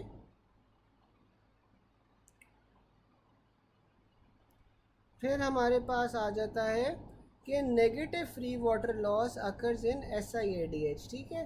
अब जो हमारे पास नेगेटिव फ्री वाटर लॉस का क्या मतलब है कि यूरिन कम आ रहा है, यूरिन SI-ADH में कम आता है ना, क्योंकि आपके पास जो पानी होता है वो सारा का सारा रीअब्जॉर्ब हो जाता है। तो SI-ADH के अंदर आपके पास पानी कम आएगा तो फ्री वाटर लॉस जौन सा है वो कम होगा या नेगेटिव होगा। ऑन द कॉन्ट्ररी अगर किसी कंडीशन के अंदर यूरिन ज़्यादा आ रहा है तो फिर आपके पास वहाँ पे पॉजिटिव फ्री वाटर लॉस होगा, ठीक है।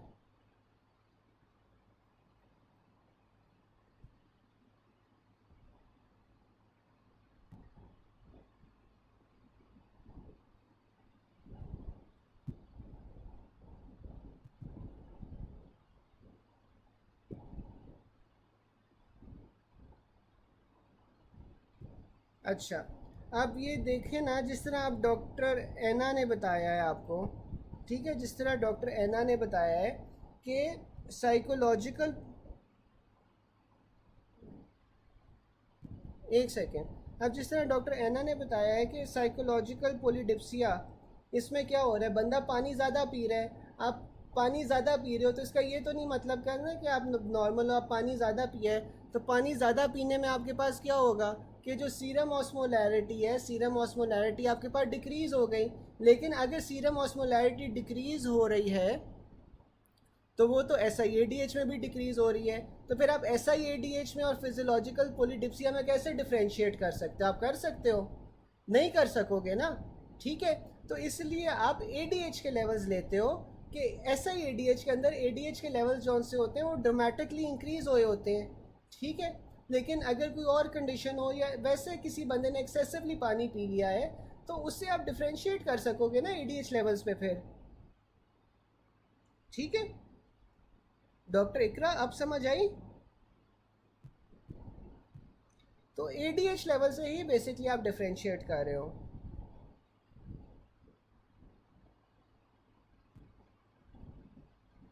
मैं बताता हूँ डॉक्टर बख्तावर मुझे, ठीक है। अच्छा, फिर हमारे पास आ रहा था कि यूरिन ऑस्मोलैरिटी जौन सी है वो 1200 मिली इक्विवेलेंट है, ठीक है। यूरिन ऑस्मोलैरिटी उसने बताया हुआ है कि 1200 मिली इक्विवेलेंट है। अब नॉर्मल जो यूरिन ऑस्मोलैरिटी होती है ना, मुझे एक सेकंड देखने दो कितनी होती है। अब जो नॉर्मल यूरिन ऑस्मोलैरिटी होती है ना, वो हमारे पास आती है 50 से 1200 मिली ऑस्मोल्स, ठीक है। अब ये जो 1200 है ना, ये आपके पास ऐसे समझ लो कि अपर लिमिट है, ठीक है। तो 1200 है तो नॉर्मल, लेकिन 1200 is the upper limit urine osmolarity की। तो यूरिन ऑस्मोलैरिटी ऐसे समझ लो कि ज़्यादा हुई हुई है। अब यूरिन ऑस्मोलैरिटी ज़्यादा हुई हुई है, प्लाज्मा ऑस्मोलैरिटी को क्या हुआ हुआ है?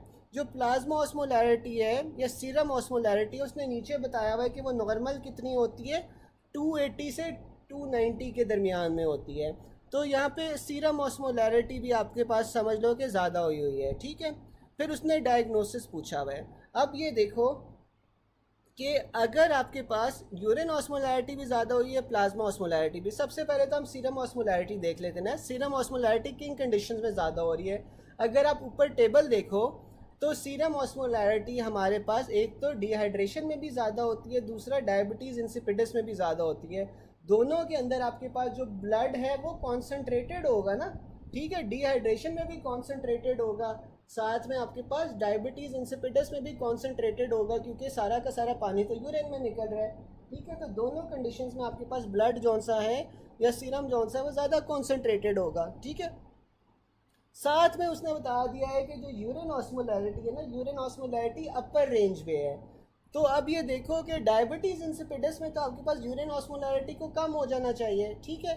लेकिन on the other hand dehydration हो या वाटर डिप्रीवेशन हो, आपने पानी नहीं पिया हुआ, तो उसमें आपके पास क्या हो रहा है, उसमें आपके पास जो यूरिन की ऑस्मोलैरिटी है वो इंक्रीज़ हो जाएगी, उसमें यूरिन की भी ऑस्मोलैरिटी इंक्रीज़ हो जाएगी और प्लाज्मा की भी ऑस्मोलैरिटी इंक्रीज़ हो जाएगी, क्योंकि ओवरऑल आपके पास एक डिहाइड्रेशन की स्टेट है या वाटर डिप्रीवेशन की स्टेट है, ठीक है।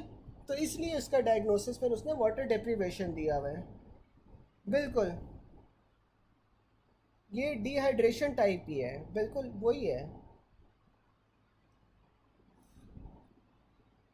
डॉक्टर है ना, SIADH में तो आपके पास सीरम ऑस्मोलैरिटी को कम हो जाना चाहिए ना, या प्लाज्मा ऑस्मोलैरिटी को कम हो जाना चाहिए, जैसे वो नीचे ब्लू वाले लाइन में कह रहे हैं कि आपके पास जो सीरम ऑस्मोलैरिटी SIADH में होती है वो तो 280 से कम होती है, यहाँ पे तो उसने इंक्रीज़ बताया हुआ है। तो इंक्रीज़ तो आपके पास ऊपर वाले दो कंडीशंस में हो रही है ना, ठीक है डॉक्टर, है ना, समझ आ गया।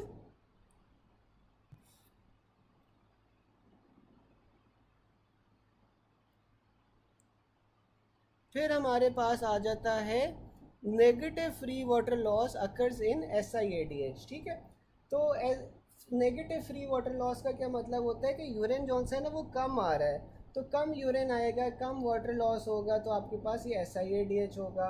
अच्छा, अगर मैं ये आपसे पूछ लूँ कि पॉजिटिव फ्री वाटर लॉस अगर मैं आपसे पूछ लूँ वो किस कंडीशन में होगा, कोई बता सकता है?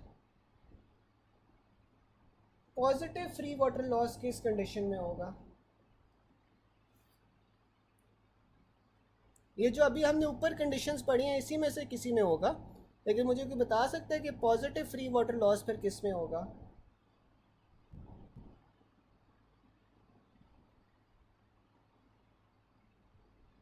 बिल्कुल, डायबिटीज़ इंसिपिडस में, ठीक है। फिर आ जाता है which factor would best distinguish an otherwise healthy person with severe water deprivation from a person with SIADH, ठीक है। तो अब ये देखिए कि जो आपके पास वाटर डिप्रीवेशन वाला बंदा होगा उसमें जो सीरम ऑस्मोलैरिटी है वो ज़्यादा होगी, जबकि आपके पास जो SIADH वाला बंदा है, SIADH वाले में आपके पास कम होगी, ठीक है। फिर हमारे पास आ जाता है अ 7 year old presented with headache, sodium 110 है, यानी कि सोडियम लेवल्स काफ़ी कम है इसके, ठीक है। यूरिन ऑस्मोलैरिटी जौन सी है वो 610 है, तो यूरिन ऑस्मोलैरिटी उसने नॉर्मल बताई हुई है। तो ये आपके पास क्या है, SIADH है, ठीक है। क्योंकि SIADH में आपके पास क्या होता है, हाइपोनेट्रीमिया होता है, ठीक है। फिर आपके पास आ जाता है difference between normal people from SIADH is plasma या ब्लड ऑस्मोलैरिटी, लेकिन यहाँ पे आपने ADH को प्रेफर करना है। फिर आ जाता है इन हाँ,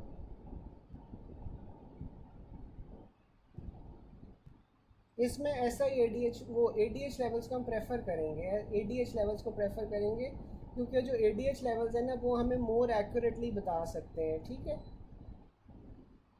अभी जिस तरह हमने ऊपर डिस्कशन की थी उसमें हम यही पता चला था ना कि एडीएच लेवल्स हमें ज़्यादा एक्यूरेटली बता सकते हैं, क्योंकि आपके पास जो सीरम ऑस्मोलैरिटी है वो नॉर्मल बंदे में भी कम हो सकती है, ठीक है। फिर हमारे पास आ जाता है कि in diabetes insipidus there is no change in decrease urine osmolarity, there is change in decrease osmolarity, सही है। अ 65-year-old man with stroke man has decreased appetite, thirst and tendency to throw. The cause of his decreased thirst would be increased levels of ADH. अब ADH जो है ना ये आपके पास thirst भी करवाती है, ठीक है।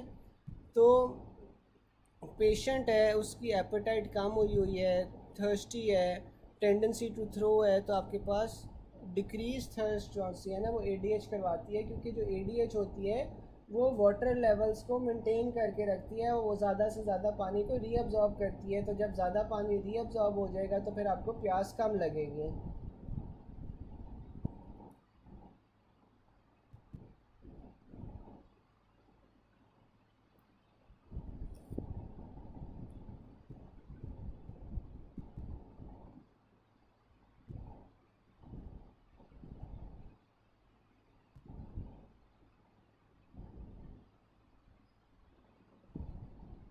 यहाँ पे एडीएच को हम प्रेफर करेंगे।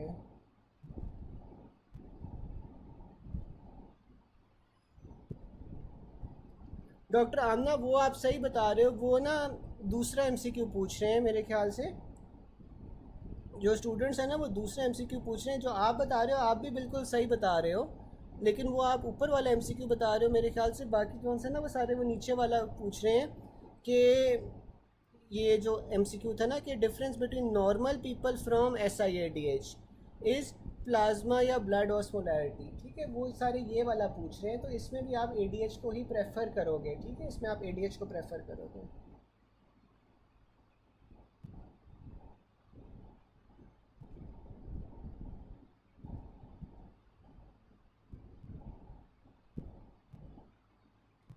यहाँ तक समझ आ गई? अच्छा, देखो ना, यहाँ पे तो वो जिस तरह डॉक्टर आमना बता रही थी वो तो सही बता रही है ना, ये वाला जो पॉइंट है जिसमें हमारे पास, मैं फिर से जॉन से समझा देता हूँ कि देखिए, अब हेल्दी पर्सन को आप with severe water deprivation from a person with SIADH, ठीक है। अब आप देखो कि सिवियर वाटर डिप्रीवेशन है, अब सिवियर वाटर डिप्रीवेशन में यानी कि डिहाइड्रेशन में आपके पास क्या होगा, आपके पास जो सीरम ऑस्मोलैरिटी है वो इंक्रीज़ कर जाएगी, SIADH के अंदर वो डिक्रीज़ कर जाती है, ठीक है। तो दोनों में फ़र्क आ जाता है ना, तो आप सीरम ऑस्मोलैरिटी से ही देखोगे ना। लेट्स सपोज कि आपके पास एक बंदा है जो बहुत सिवियरली जौन सा है वाटर डिप्राइव्ड है, तो उसमें आपके पास ADH लेवल्स भी तो ज़्यादा होंगे ना, क्योंकि आपके पास बॉडी फिर क्या करेगी, बॉडी आपके पास ADH ज़्यादा प्रोड्यूस करेगी ताकि जो थोड़ा बहुत पानी है वो ज़्यादा से ज़्यादा रिटेन कर सके। तो let suppose there is a person who is severely water deprived, तो उसमें ADH के लेवल्स तो बढ़ेंगे ताकि आप पानी ज़्यादा से ज़्यादा रीअब्जॉर्ब कर सको। फ़र्क कहाँ पे आएगा उसमें और SIADH वाले में? सीरम ऑस्मोलैरिटी में आएगा ना, क्योंकि जो आपके पास सिवियरली डिहाइड्रेटेड बंदा होगा उसमें इंक्रीज सीरम ऑस्मोलैरिटी हो जाएगी, क्योंकि उसमें जो सोल्यूट है वो ज़्यादा कॉन्सेंट्रेटेड होगा, जबकि SIADH के अंदर क्या होगा कि आपके पास सीरम ऑस्मोलैरिटी कम हो जाएगी। समझ आ गई?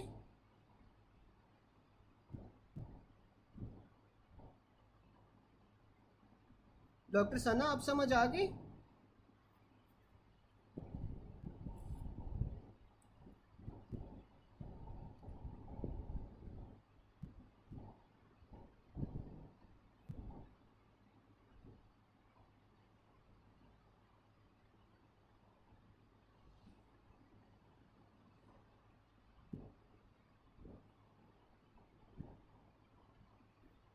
बिल्कुल डॉक्टर एना बिल्कुल सही कह रही हैं। चले आगे अब।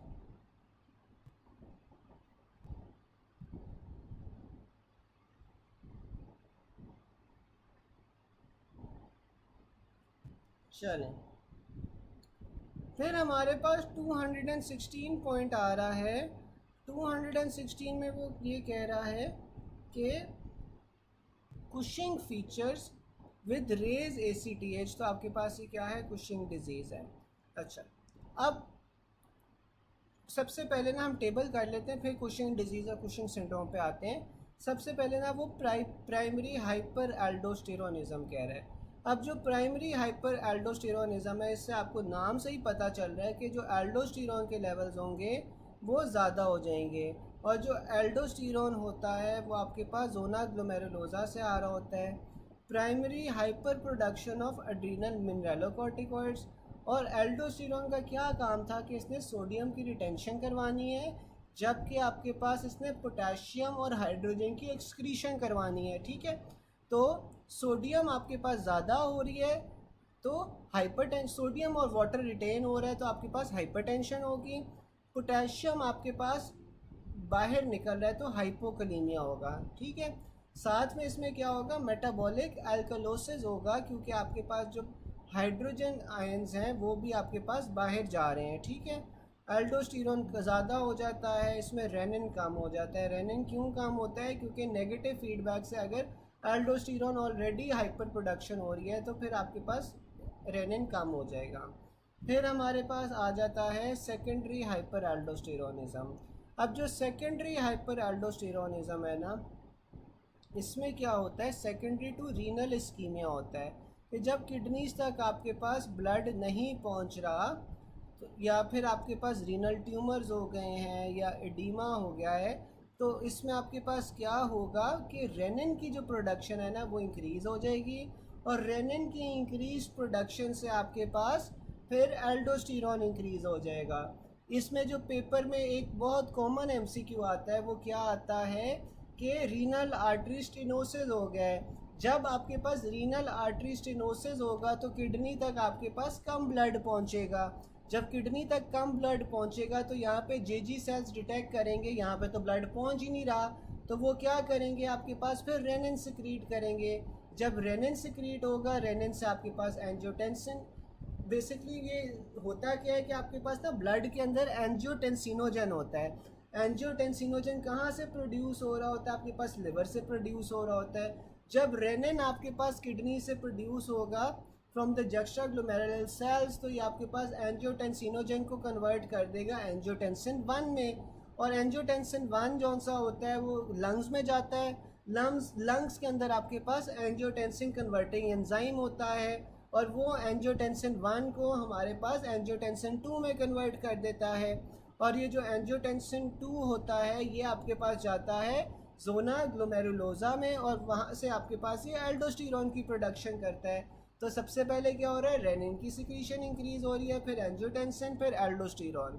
ठीक है, तो यहाँ पे आपके पास रेनिन भी ज़्यादा हो रहा है और साथ में एल्डोस्टेरोन भी ज़्यादा हो रहा है। फिर आपके पास आ जाती है प्राइमरी एड्रीनल इनसफिशेंसी या एडिसन्स डिजीज़।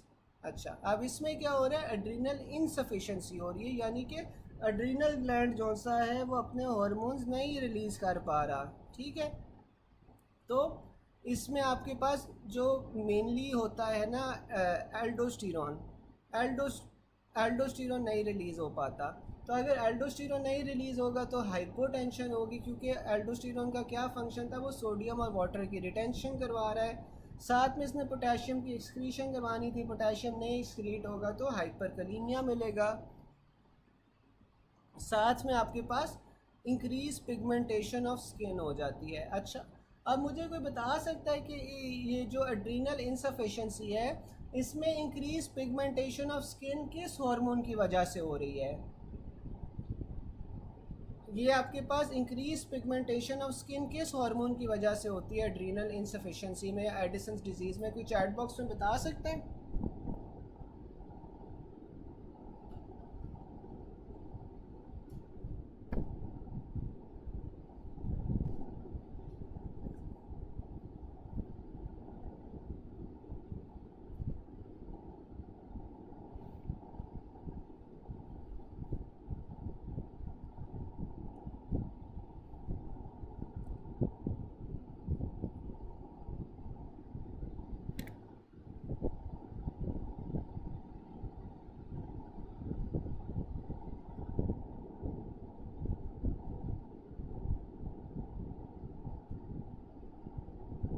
अच्छा, जो लोग मुझे मेलानिन कह रहे हैं, तो मेलानिन आप मुझे बता सकते हो कि ये जो एडिसन डिजीज़ है इसमें मेलानिन क्यों इंक्रीज़ होगा?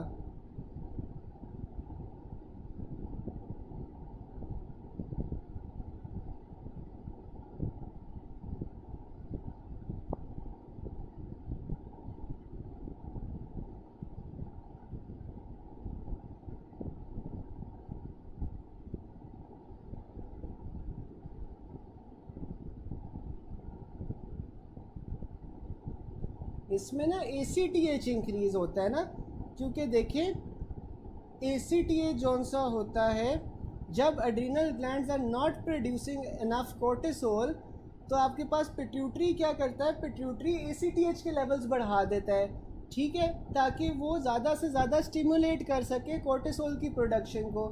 लेकिन कोर्टिसोल तो आगे प्रोड्यूस ही नहीं हो रहा, आपके पास एड्रिनल इनसफिशेंसी है। तो ACTH के लेवल जब बढ़ जाएंगे in an attempt to produce आपके पास ज़्यादा सेल्स, ठीक है। और फिर ये जो ACTH के लेवल्स हैं ना, ये क्या करते हैं, ये मेलानोसाइट्स को भी स्टिमुलेट कर सकते हैं। तो ये मेलानोसाइट्स को जब स्टिमुलेट करेंगे तो तब आपके पास मेलानिन की इंक्रीज प्रोडक्शन होगी, which will lead to increase pigmentation, ठीक है। तो इसमें आपके पास ACTH जौन सा हो रहा है वो ज़्यादा प्रोड्यूस हो रहा है, और ACTH ज़्यादा प्रोड्यूस होने की वजह से आपके पास जो हाई लेवल्स ऑफ ACTH हैं वो मेलानोसाइट्स को स्टिमुलेट कर रहे हैं, और मेलानोसाइट्स फिर मेलानिन की प्रोडक्शन को इंक्रीज़ कर रहे हैं, जिस वजह से आपके पास फिर पिगमेंटेशन हो रही है, ठीक है। ये वाली बात सबको समझ आ गई?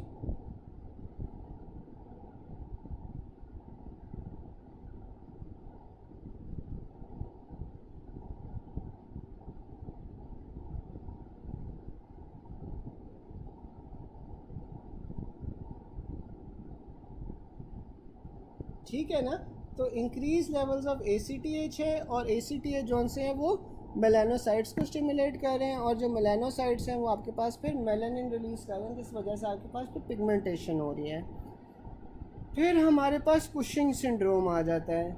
अब जो कुशिंग सिंड्रोम है इसमें क्या होता है, इसमें आपको हाइपोकलीमिया मिलेगा, नॉन स्पेसिफिक सेकेंडरी डायबिटीज़ मिलेगी, हाइपरटेंशन मिलेगी, ऑस्टियोपोरोसिस मिलेगी, ठीक है। फिर आपके पास सेंट्रल ओबेसिटी होती है विद एक्सट्रीमिटी वेस्टिंग।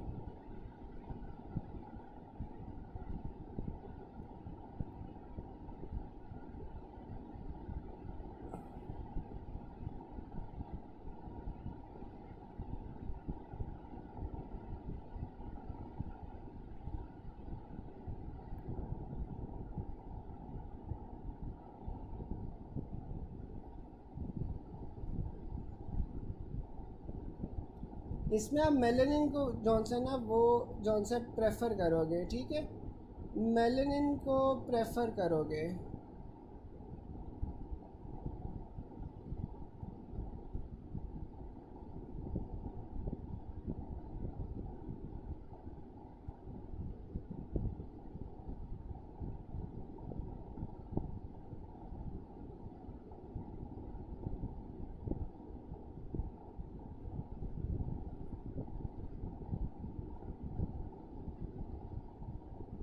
अच्छा, फिर हमारे पास ना कुशिंग सिंड्रोम आ जाता है।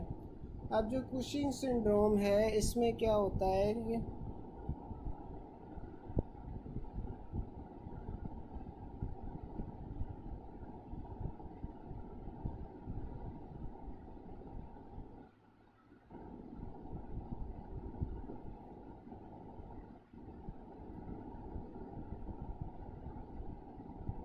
हाँ, मेलानिन को हम प्रेफर करेंगे इसमें, ठीक है।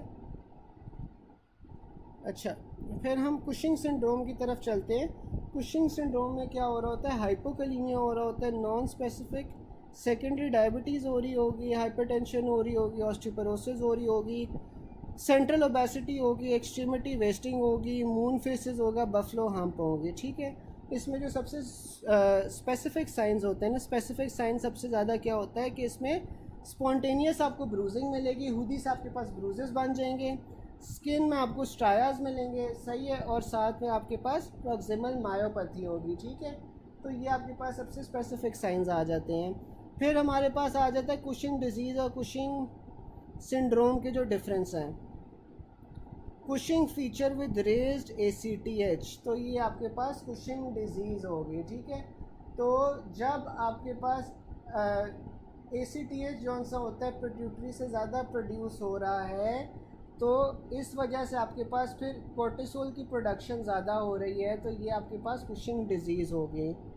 कुशिंग सिंड्रोम में आपके पास जो ACTH लेवल्स होते हैं वो नॉर्मल रहते हैं, आपके पास जो एड्रीनल कॉर्टेक्स होता है उसी का कोई मसला होता है जिस वजह से हाइपर सिक्रीशन हो रही होती है कोर्टिसोल की। फिर हमारे पास आ जाता है signs of primary adrenal insufficiency is hyperkalaemia, ठीक है। तो प्राइमरी एड्रीनल इनसफिशिएंसी में या एडिसन्स डिजीज़ में हमें क्या मिलेगा, हाइपरकलीमिया मिलेगा। A lady with hirsutism, hyperglycemia, hypertension, increase ACTH, तो ये कुशिंग डिजीज़ होगी। कुशिंग सिंड्रोम में आपको क्या मिलता है, इयोसिनोपीनिया, तो इयोसिनोफिल्स आपके पास जो कुशिंग सिंड्रोम होता है उसमें कम होते हैं। Long scenario of Cushing's and symptoms, in the end there was adrenal mass, तो एड्रीनल मैस है यानी कि कॉर्टेक्स में ही मैस है, तो ये आपके पास फिर कुशिंग सिंड्रोम हो जाएगा। Which of the following is most likely to lead to metabolic alkalosis, तो ये आपके पास अगेन कुशिंग डिजीज़ आ जाएगी। कुशिंग सिंड्रोम में इन्वेस्टिगेशन आप क्या करवाओगे, आपके पास कोर्टिसोल इंक्रीज़ होगा जबकि ACTH डिक्रीज़ होगा।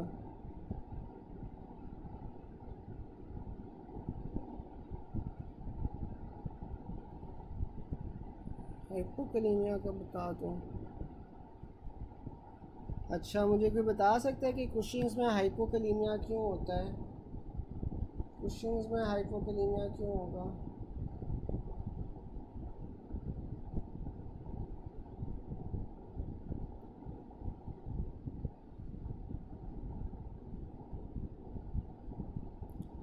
अब जो आपके पास कुशिंग सिंड्रोम है ना, इसमें क्या होता है कि हाई लेवल ऑफ कोर्टिसोल जौन सा होता है ना, वो यूजुअली आपके पास एल्डोस्टेरोन का जो मैकेनिज़्म होता है ना उसे इनएक्टिवेट कर देता है, ठीक है।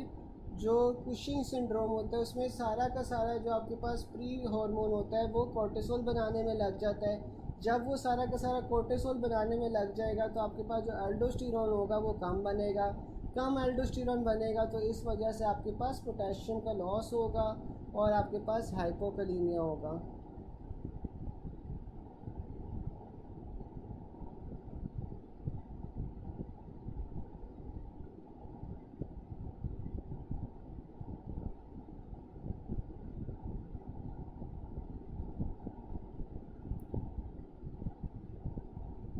और जहाँ तक फिर कुशिंग डिज़ीज़ की बात है, कुशिंग डिज़ीज़ के अंदर क्या होता है कि आपके पास ACTH के लेवल ज़्यादा हो रहे हैं, ठीक है। तो अगर ACTH के लेवल्स आपके पास ज़्यादा होंगे तो एल्डोस्टेरोन की भी तो प्रोडक्शन फिर ज़्यादा होगी।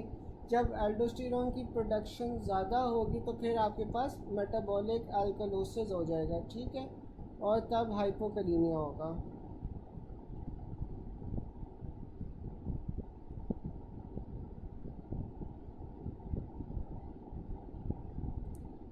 सॉरी, अच्छा सॉरी, जो आपके पास कुशिंग्स है ना, इसमें क्या होता है कि जब high levels of cortisol produce हो रहे होते हैं तो इसके साथ साथ ना आपके पास एल्डोस्टेरोन की भी प्रोडक्शन ज़्यादा हो जाती है, एल्डोस्टेरोन की प्रोडक्शन भी ज़्यादा हो जाती है। जब एल्डोस्टेरोन की प्रोडक्शन भी ज़्यादा हो जाएगी तो तब आपके पास फिर हाइपोकलीमिया होगा, ठीक है। हाँ सही कह रहे हो आप लोग। तो जब आपके पास कुशिंग्स होगा, कुशिंग के अंदर एल्डोस्टेरोन की प्रोडक्शन भी ज़्यादा हो जाती है जिस वजह से फिर आपके पास हाइपोकलीमिया होगा।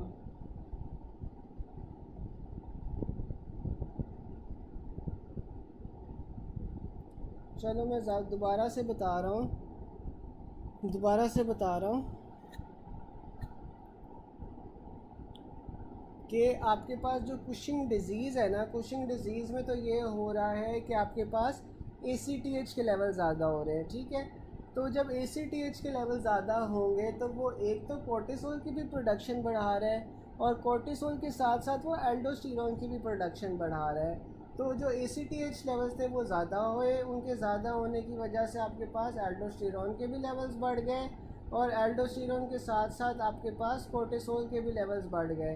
तो जब एल्डोस्टेरोन के लेवल्स बढ़ रहे हैं तो उस वजह से आपके पास जौन सा है वो मेटाबॉलिक एल्कलोसिस हो रहा है और साथ में हाइपोकलीमिया हो रहा है, ठीक है। और दूसरा था कुशिंग सिंड्रोम। जो कुशिंग सिंड्रोम है इसके अंदर आपके पास जब ये कोर्टिसोल के लेवल ज़्यादा होंगे तो कोर्टिसोल के लेवल ज़्यादा होने के साथ साथ आपके पास इसमें एल्डोस्टेरोन लेवल्स भी ज़्यादा हो जाते हैं। और जब एल्डोस्टेरोन लेवल ज़्यादा होंगे तो तब आपके पास फिर हाइपोकलीमिया होगा। अब समझ आ गई सबको?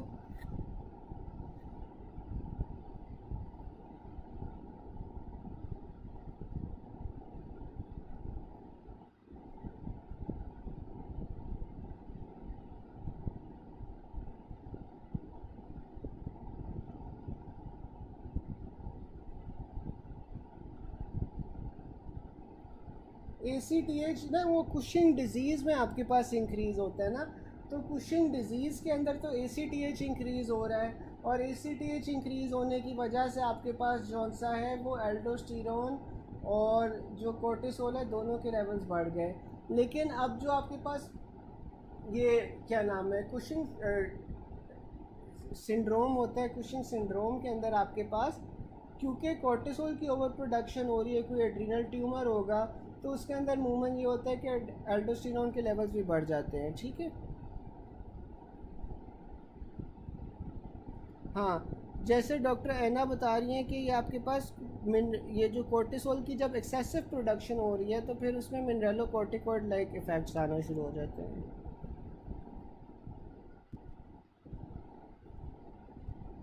फिर हमारे पास आ जाता है कि a 30-year-old female presented to OPD with excess hair growth, hypertension, hyperglycemia, hyperpigmentation, increased depression, edematous face, increased fat deposition of chest and trunk। तो ये आपके पास क्या है? Increase due to excess of ACTH। ये आपके पास कुशिंग का सिनेरियो है।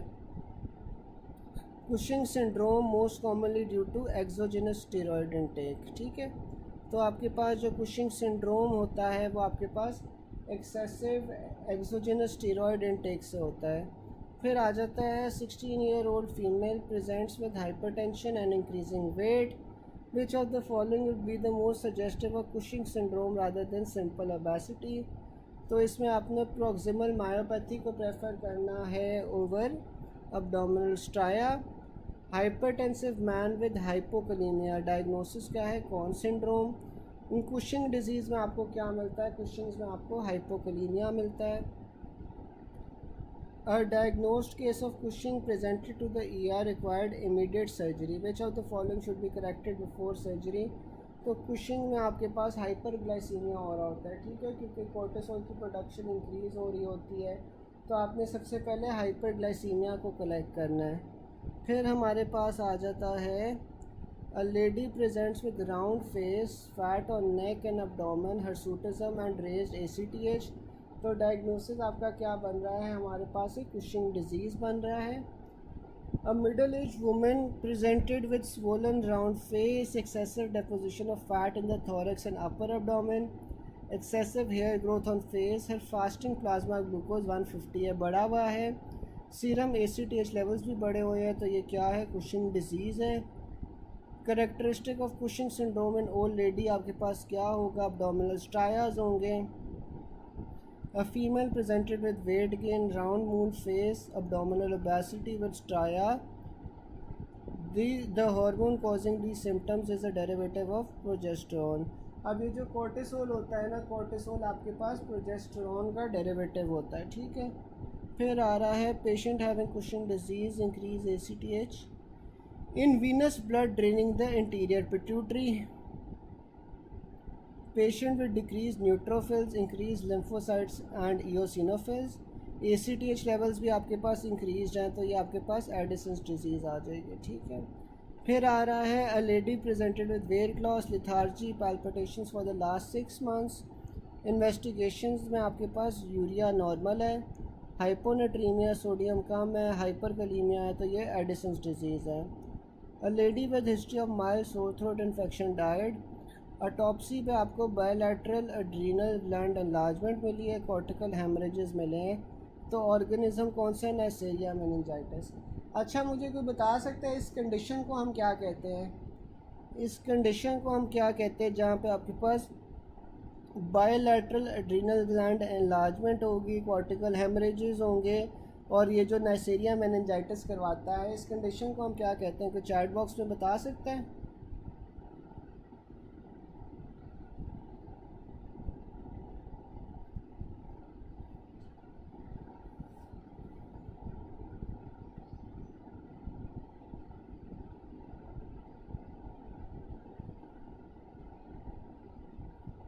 कोई चैट बॉक्स में बता सकते हैं कि इस कंडीशन को क्या कहते हैं?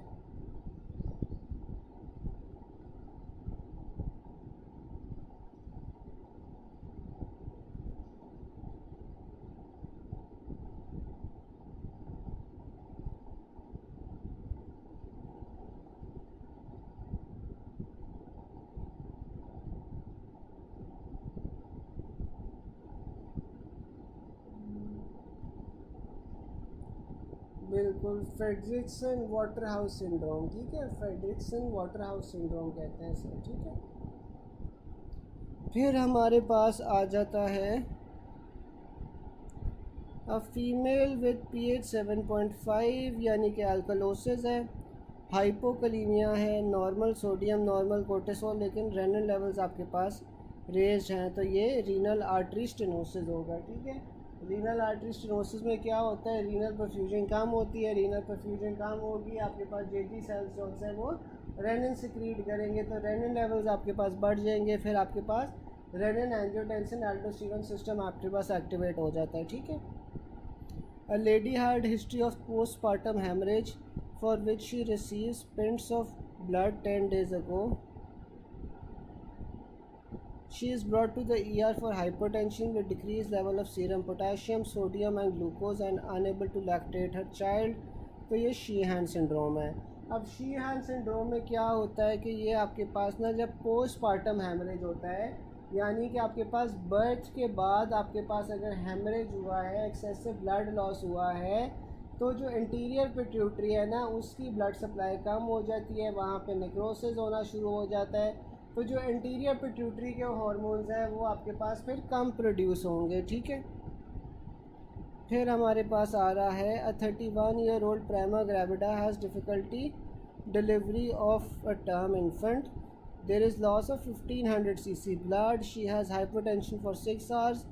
Over the next month, her ACTH level decreases.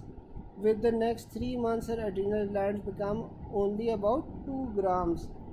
This alteration of the adrenal glands is primarily due to the cellular process of atrophy of the cortex. ठीक है, तो अब ये देखो ना कि जब आपके पास शीहैन सिंड्रोम हुआ है, एक्सेसिव ब्लड लॉस हो गया है, इंटीरियर पिट्यूटरी तक आपके पास खून नहीं पहुंच रहा, वहाँ पे आपके पास नेक्रोसिस होगा, तो आपके पास जो इंटीरियर पिट्यूटरी के हार्मोन्स हैं, प्राइमरीली जो ACTH है वो कम प्रोड्यूस होगा।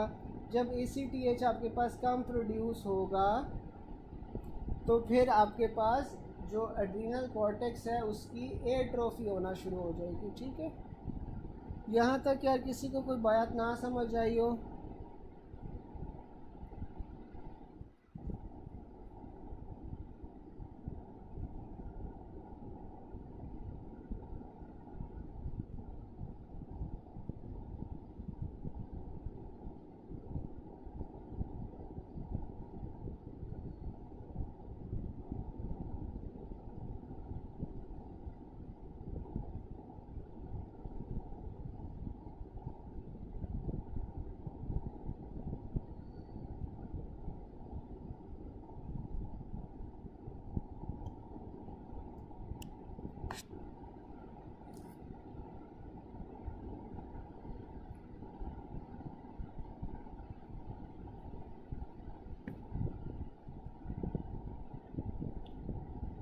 फिर हमारे पास आ जाता है कि middle as male with complaints of lethargy on examination BP 120/170/70 है।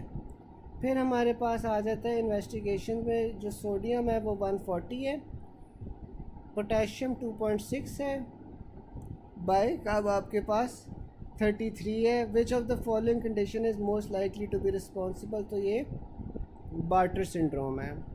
अच्छा, सबसे पहले ना हम प्राइमरी हाइपर एल्डोस्टेरोनिज्म कर लेते हैं। जो प्राइमरी हाइपर एल्डोस्टेरोनिज्म है, इसमें क्या होता है कि आपके पास एल्डोस्टेरोन की ज़्यादा प्रोडक्शन होती है। और एल्डोस्टेरोन की कहाँ से ज़्यादा प्रोडक्शन होती है? जो आपके पास जोना ग्लोमेरुलोसा होता है ना, वहाँ से आपके पास एल्डोस्टेरोन की प्रोडक्शन ज़्यादा हो जाती है। जब वहाँ से आपके पास एल्डोस्टेरोन की प्रोडक्शन ज़्यादा होगी तो आपके पास फिर जाहिर है ब्लड प्रेशर ज़्यादा हो जाएगा। ब्लड प्रेशर तो ज़्यादा हो गया, लेकिन जो रेनिन लेवल्स है वो नेगेटिव फीडबैक की वजह से कम हो जाएंगे। एल्डोस्टेरोन लेवल ज़ाहिर है ज़्यादा हो जाएंगे इसमें, ठीक है। तो ये हमारे पास प्राइमरी हाइपर एल्डोस्टेरोनिज्म है। अब जो हमारे पास बार्टर सिंड्रोम आ जाता है। अब जो बार्टर सिंड्रोम होता है ना, इसमें हमारे पास ब्लड प्रेशर नॉर्मल होता है, प्लाज्मा रेनिन इंक्रीज़ करती है, एल्डोस्टेरोन लेवल्स भी इंक्रीज़ करते हैं, और यूरिनरी कैल्शियम भी जौन सी है ना वो भी इंक्रीज़ करती है, ठीक है। बार्टर सिंड्रोम में बेसिकली हो क्या रहा होता है कि ये आपके पास ना एक इनहेरिटेड डिसऑर्डर है, जिसमें किडनी की जो एबिलिटी है टू रीअब्जॉर्ब सोडियम वो डिक्रीज़ हो जाती है, जिस वजह से आपके पास फिर क्या होता है कि डिफेक्टिव सोडियम रीअब्जॉर्प्शन होती है, ठीक है। डिफेक्टिव इसमें सोडियम रीअब्जॉर्प्शन होगी, उसके साथ साथ रेनिन और एल्डोस्टेरोन की जो एक्टिविटी है वो ज़्यादा हो जाएगी। जब आपके पास डिफेक्टिव सोडियम रीअब्जॉर्प्शन होगी तो आपके पास जो रेनिन एंजियोटेंसिन एल्डोस्टेरोन सिस्टम है वो एक्टिवेट हो जाएगा, ठीक है। तो इस वजह से आपके पास जो ब्लड प्रेशर है वो फिर नॉर्मल की तरफ चला जाता है, ठीक है। फिर आपके पास इसमें क्या होता है,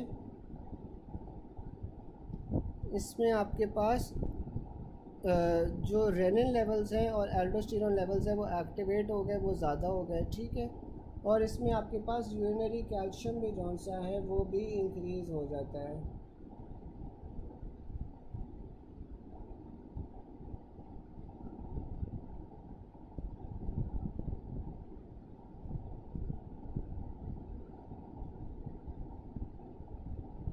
इसमें कैल्शियम भी जॉनसन है वो रीअब्जॉर्ब नहीं होता सही तरह, तो ये हमारे पास फिर बार्टर सिंड्रोम है। फिर आपके पास आ जाता है लिटिल मैन सिंड्रोम। अब जो लिटिल मैन सिंड्रोम है, इसमें हमारे पास क्या होता है, जो लिटिल मैन सिंड्रोम है ना, इसमें हमारे पास इसमें भी ब्लड प्रेशर नॉर्मल होता है। इसमें भी आपके पास जो सोडियम क्लोराइड की रीअब्जॉर्प्शन है वो डिफेक्टिव हो जाएगी, और साथ में आपके पास हाइपोकैलीमिया और हाइपोमैग्नीसीमिया मिलता है, ठीक है। जो सोडियम रीअब्जॉर्प्शन आपके पास डिफेक्टिव हुई है, इस वजह से आपके पास जो डिस्टल नेफ्रॉन है वहाँ पे आपके पास कम सोडियम जाएगा, ठीक है। और इस वजह से आपके पास इंक्रीज पोटेशियम एक्सक्रीशन होगी, साथ में हाइपोकैलीमिया हो जाएगा। साथ में इसमें आपके पास हाइपोमैग्नीसीमिया भी होता है लिटिल मैन सिंड्रोम में। और अगेन आपके पास जो कैल्शियम है यूरिनरी वो भी नहीं रीअब्जॉर्ब हो पाएगा। फिर हमारे पास आ जाता है लिडल सिंड्रोम। अब जो लिडल सिंड्रोम है, इसमें आपके पास क्या होता है कि हाइपरटेंशन होती है, इसमें जेनेटिक म्यूटेशन होती है, इसमें इंक्रीज सोडियम रीअब्जॉर्प्शन होगी, ठीक है। तो जो सोडियम की रीअब्जॉर्प्शन है वो आपके पास इसमें इंक्रीज़ हो जाएगी, इसमें आपको हाइपोकैलीमिया मिलेगा। रेनिन एंजियोटेंसिन एल्डोस्टेरोन सिस्टम जौन सा है वो सप्रेस हो जाएगा ड्यू टू वॉल्यूम एक्सपेंशन और हाइपरटेंशन, क्योंकि ऑलरेडी आपके पास सोडियम की इंक्रीज रीअब्जॉर्प्शन है, तो इस वजह से रेनिन एंजियोटेंसिन एल्डोस्टेरोन सिस्टम आपके पास ये रिग्रेस हो जाएगा, और आपके पास जौन सा है ब्लड प्रेशर वो एलिवेटेड होगा, ठीक है। ये टेबल समझ आ गया सबको?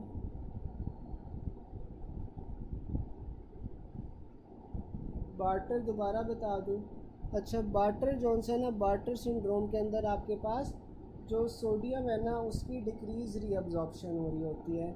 जब सोडियम की आपके पास डिक्रीज़ रीअब्जॉर्प्शन होगी तो आपके पास फिर क्या होगा कि रेनिन लेवल्स आपके पास बढ़ जाएंगे। रेनिन एंजियोटेंसिन अल्डोस्टेरोन का क्या मकसद होता है कि आपके पास जब सोडियम की कम रीअब्जॉर्प्शन हो रही है तो आपके पास रेनिन एंजियोटेंसिन अल्डोस्टेरोन सिस्टम बढ़ गया, उसने आपके पास सोडियम की इंक्रीज जौन सी है ना अमाउंट करवानी है, ठीक है। बिसाइड्स दैट इसमें जब सोडियम का लॉस हो रहा है, सोडियम के साथ साथ आपके पास वाटर लॉस भी हो रहा है, और जब आपके पास renin angiotensin aldosterone system activate होगा तो वो वाटर लॉस को कॉम्पनसेट करवा देगा, इसलिए आपके पास जो ब्लड प्रेशर है इसमें वो नॉर्मल रहता है, ठीक है। और साथ में इसमें जो कैल्शियम है वो भी नहीं रीअब्जॉर्ब होता, तो यूरिन के अंदर कैल्शियम भी ज़्यादा रिलीज़ होता है।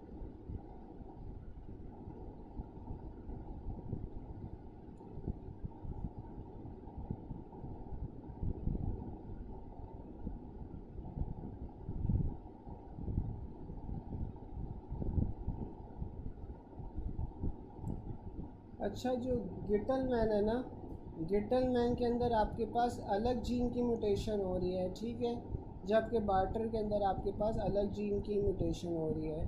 उसके अलावा आपके पास जो गिटल मैन है ना, गिटल मैन के अंदर आपको हाइपोकलीमिया मिल रहा है, साथ में हाइपोमैग्नीसीमिया मिल रहा है।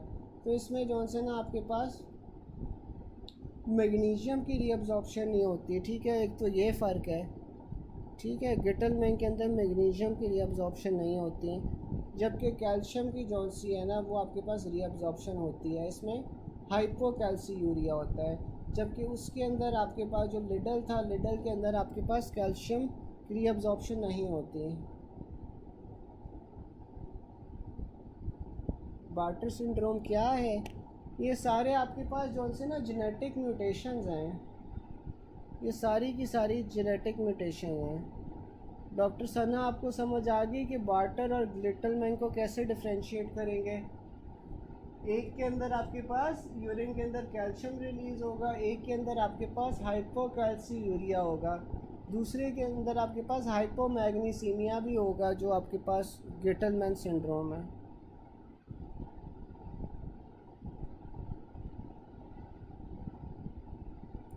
हाँ, कल कर लेते, लेकिन ये वाला पॉइंट तो आप कर लो ना, ये वाला पॉइंट आप समझ लो एक बार, ताकि फिर कल हम नया शुरू कर सकें। इसमें से यार कोई क्वेश्चन?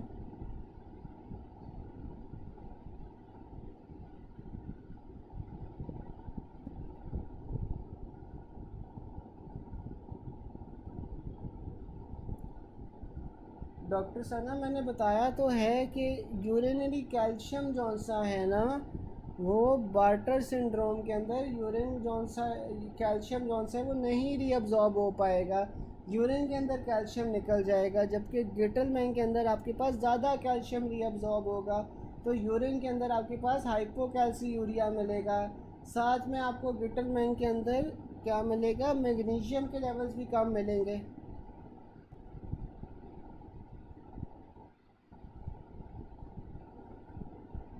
समझ आ गई?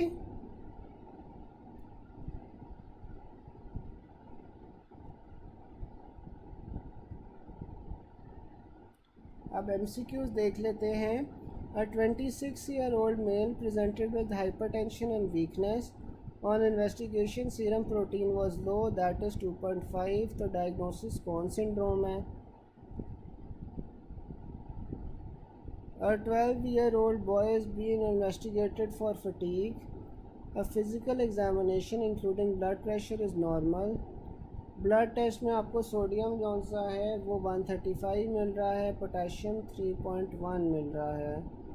तो आपके पास ये क्या है? बार्टर सिंड्रोम है। अच्छा,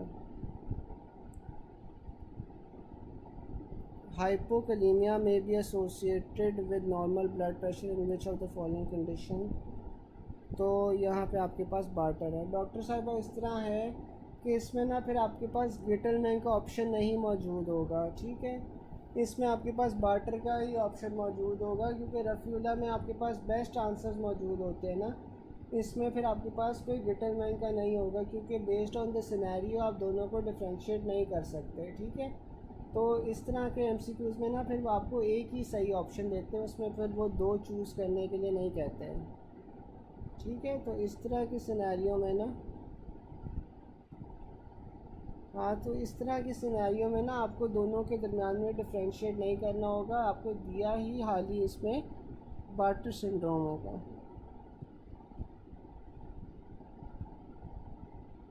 ठीक है, फिर हमारे पास आ रहा है patient presented with hypertension, headache, polyuria, polydipsia. Investigation में पोटाशियम 2.5 है, सोडियम 148 है, पीएच 7.56 है, बाइकार्ब 20 है, तो वो कौन सिंड्रोम आ जाएगा। फिर आ जाता है a patient with hypertension and hypokalaemia, what other lab values were given, तो ये लिडल सिंड्रोम है। लिडल सिंड्रोम में आपके पास हाइपरटेंशन होती है और हाइपोकलीमिया होता है। अब patient with metabolic alkalosis, hypokalaemia, normal BP, diagnosis क्या है, गिटलमैन सिंड्रोम है। ठीक है, अच्छा गाइज, ये आप ना अब एक बार खुद से पढ़ लेना, सारा सही है, और फिर बाकी हम कल कंटिन्यू करते हैं। अगर कोई क्वेश्चन हुआ तो फिर आप लोग ग्रुप में मेरे से पूछ लेना। ठीक है, चलें, अल्लाह हाफिज़।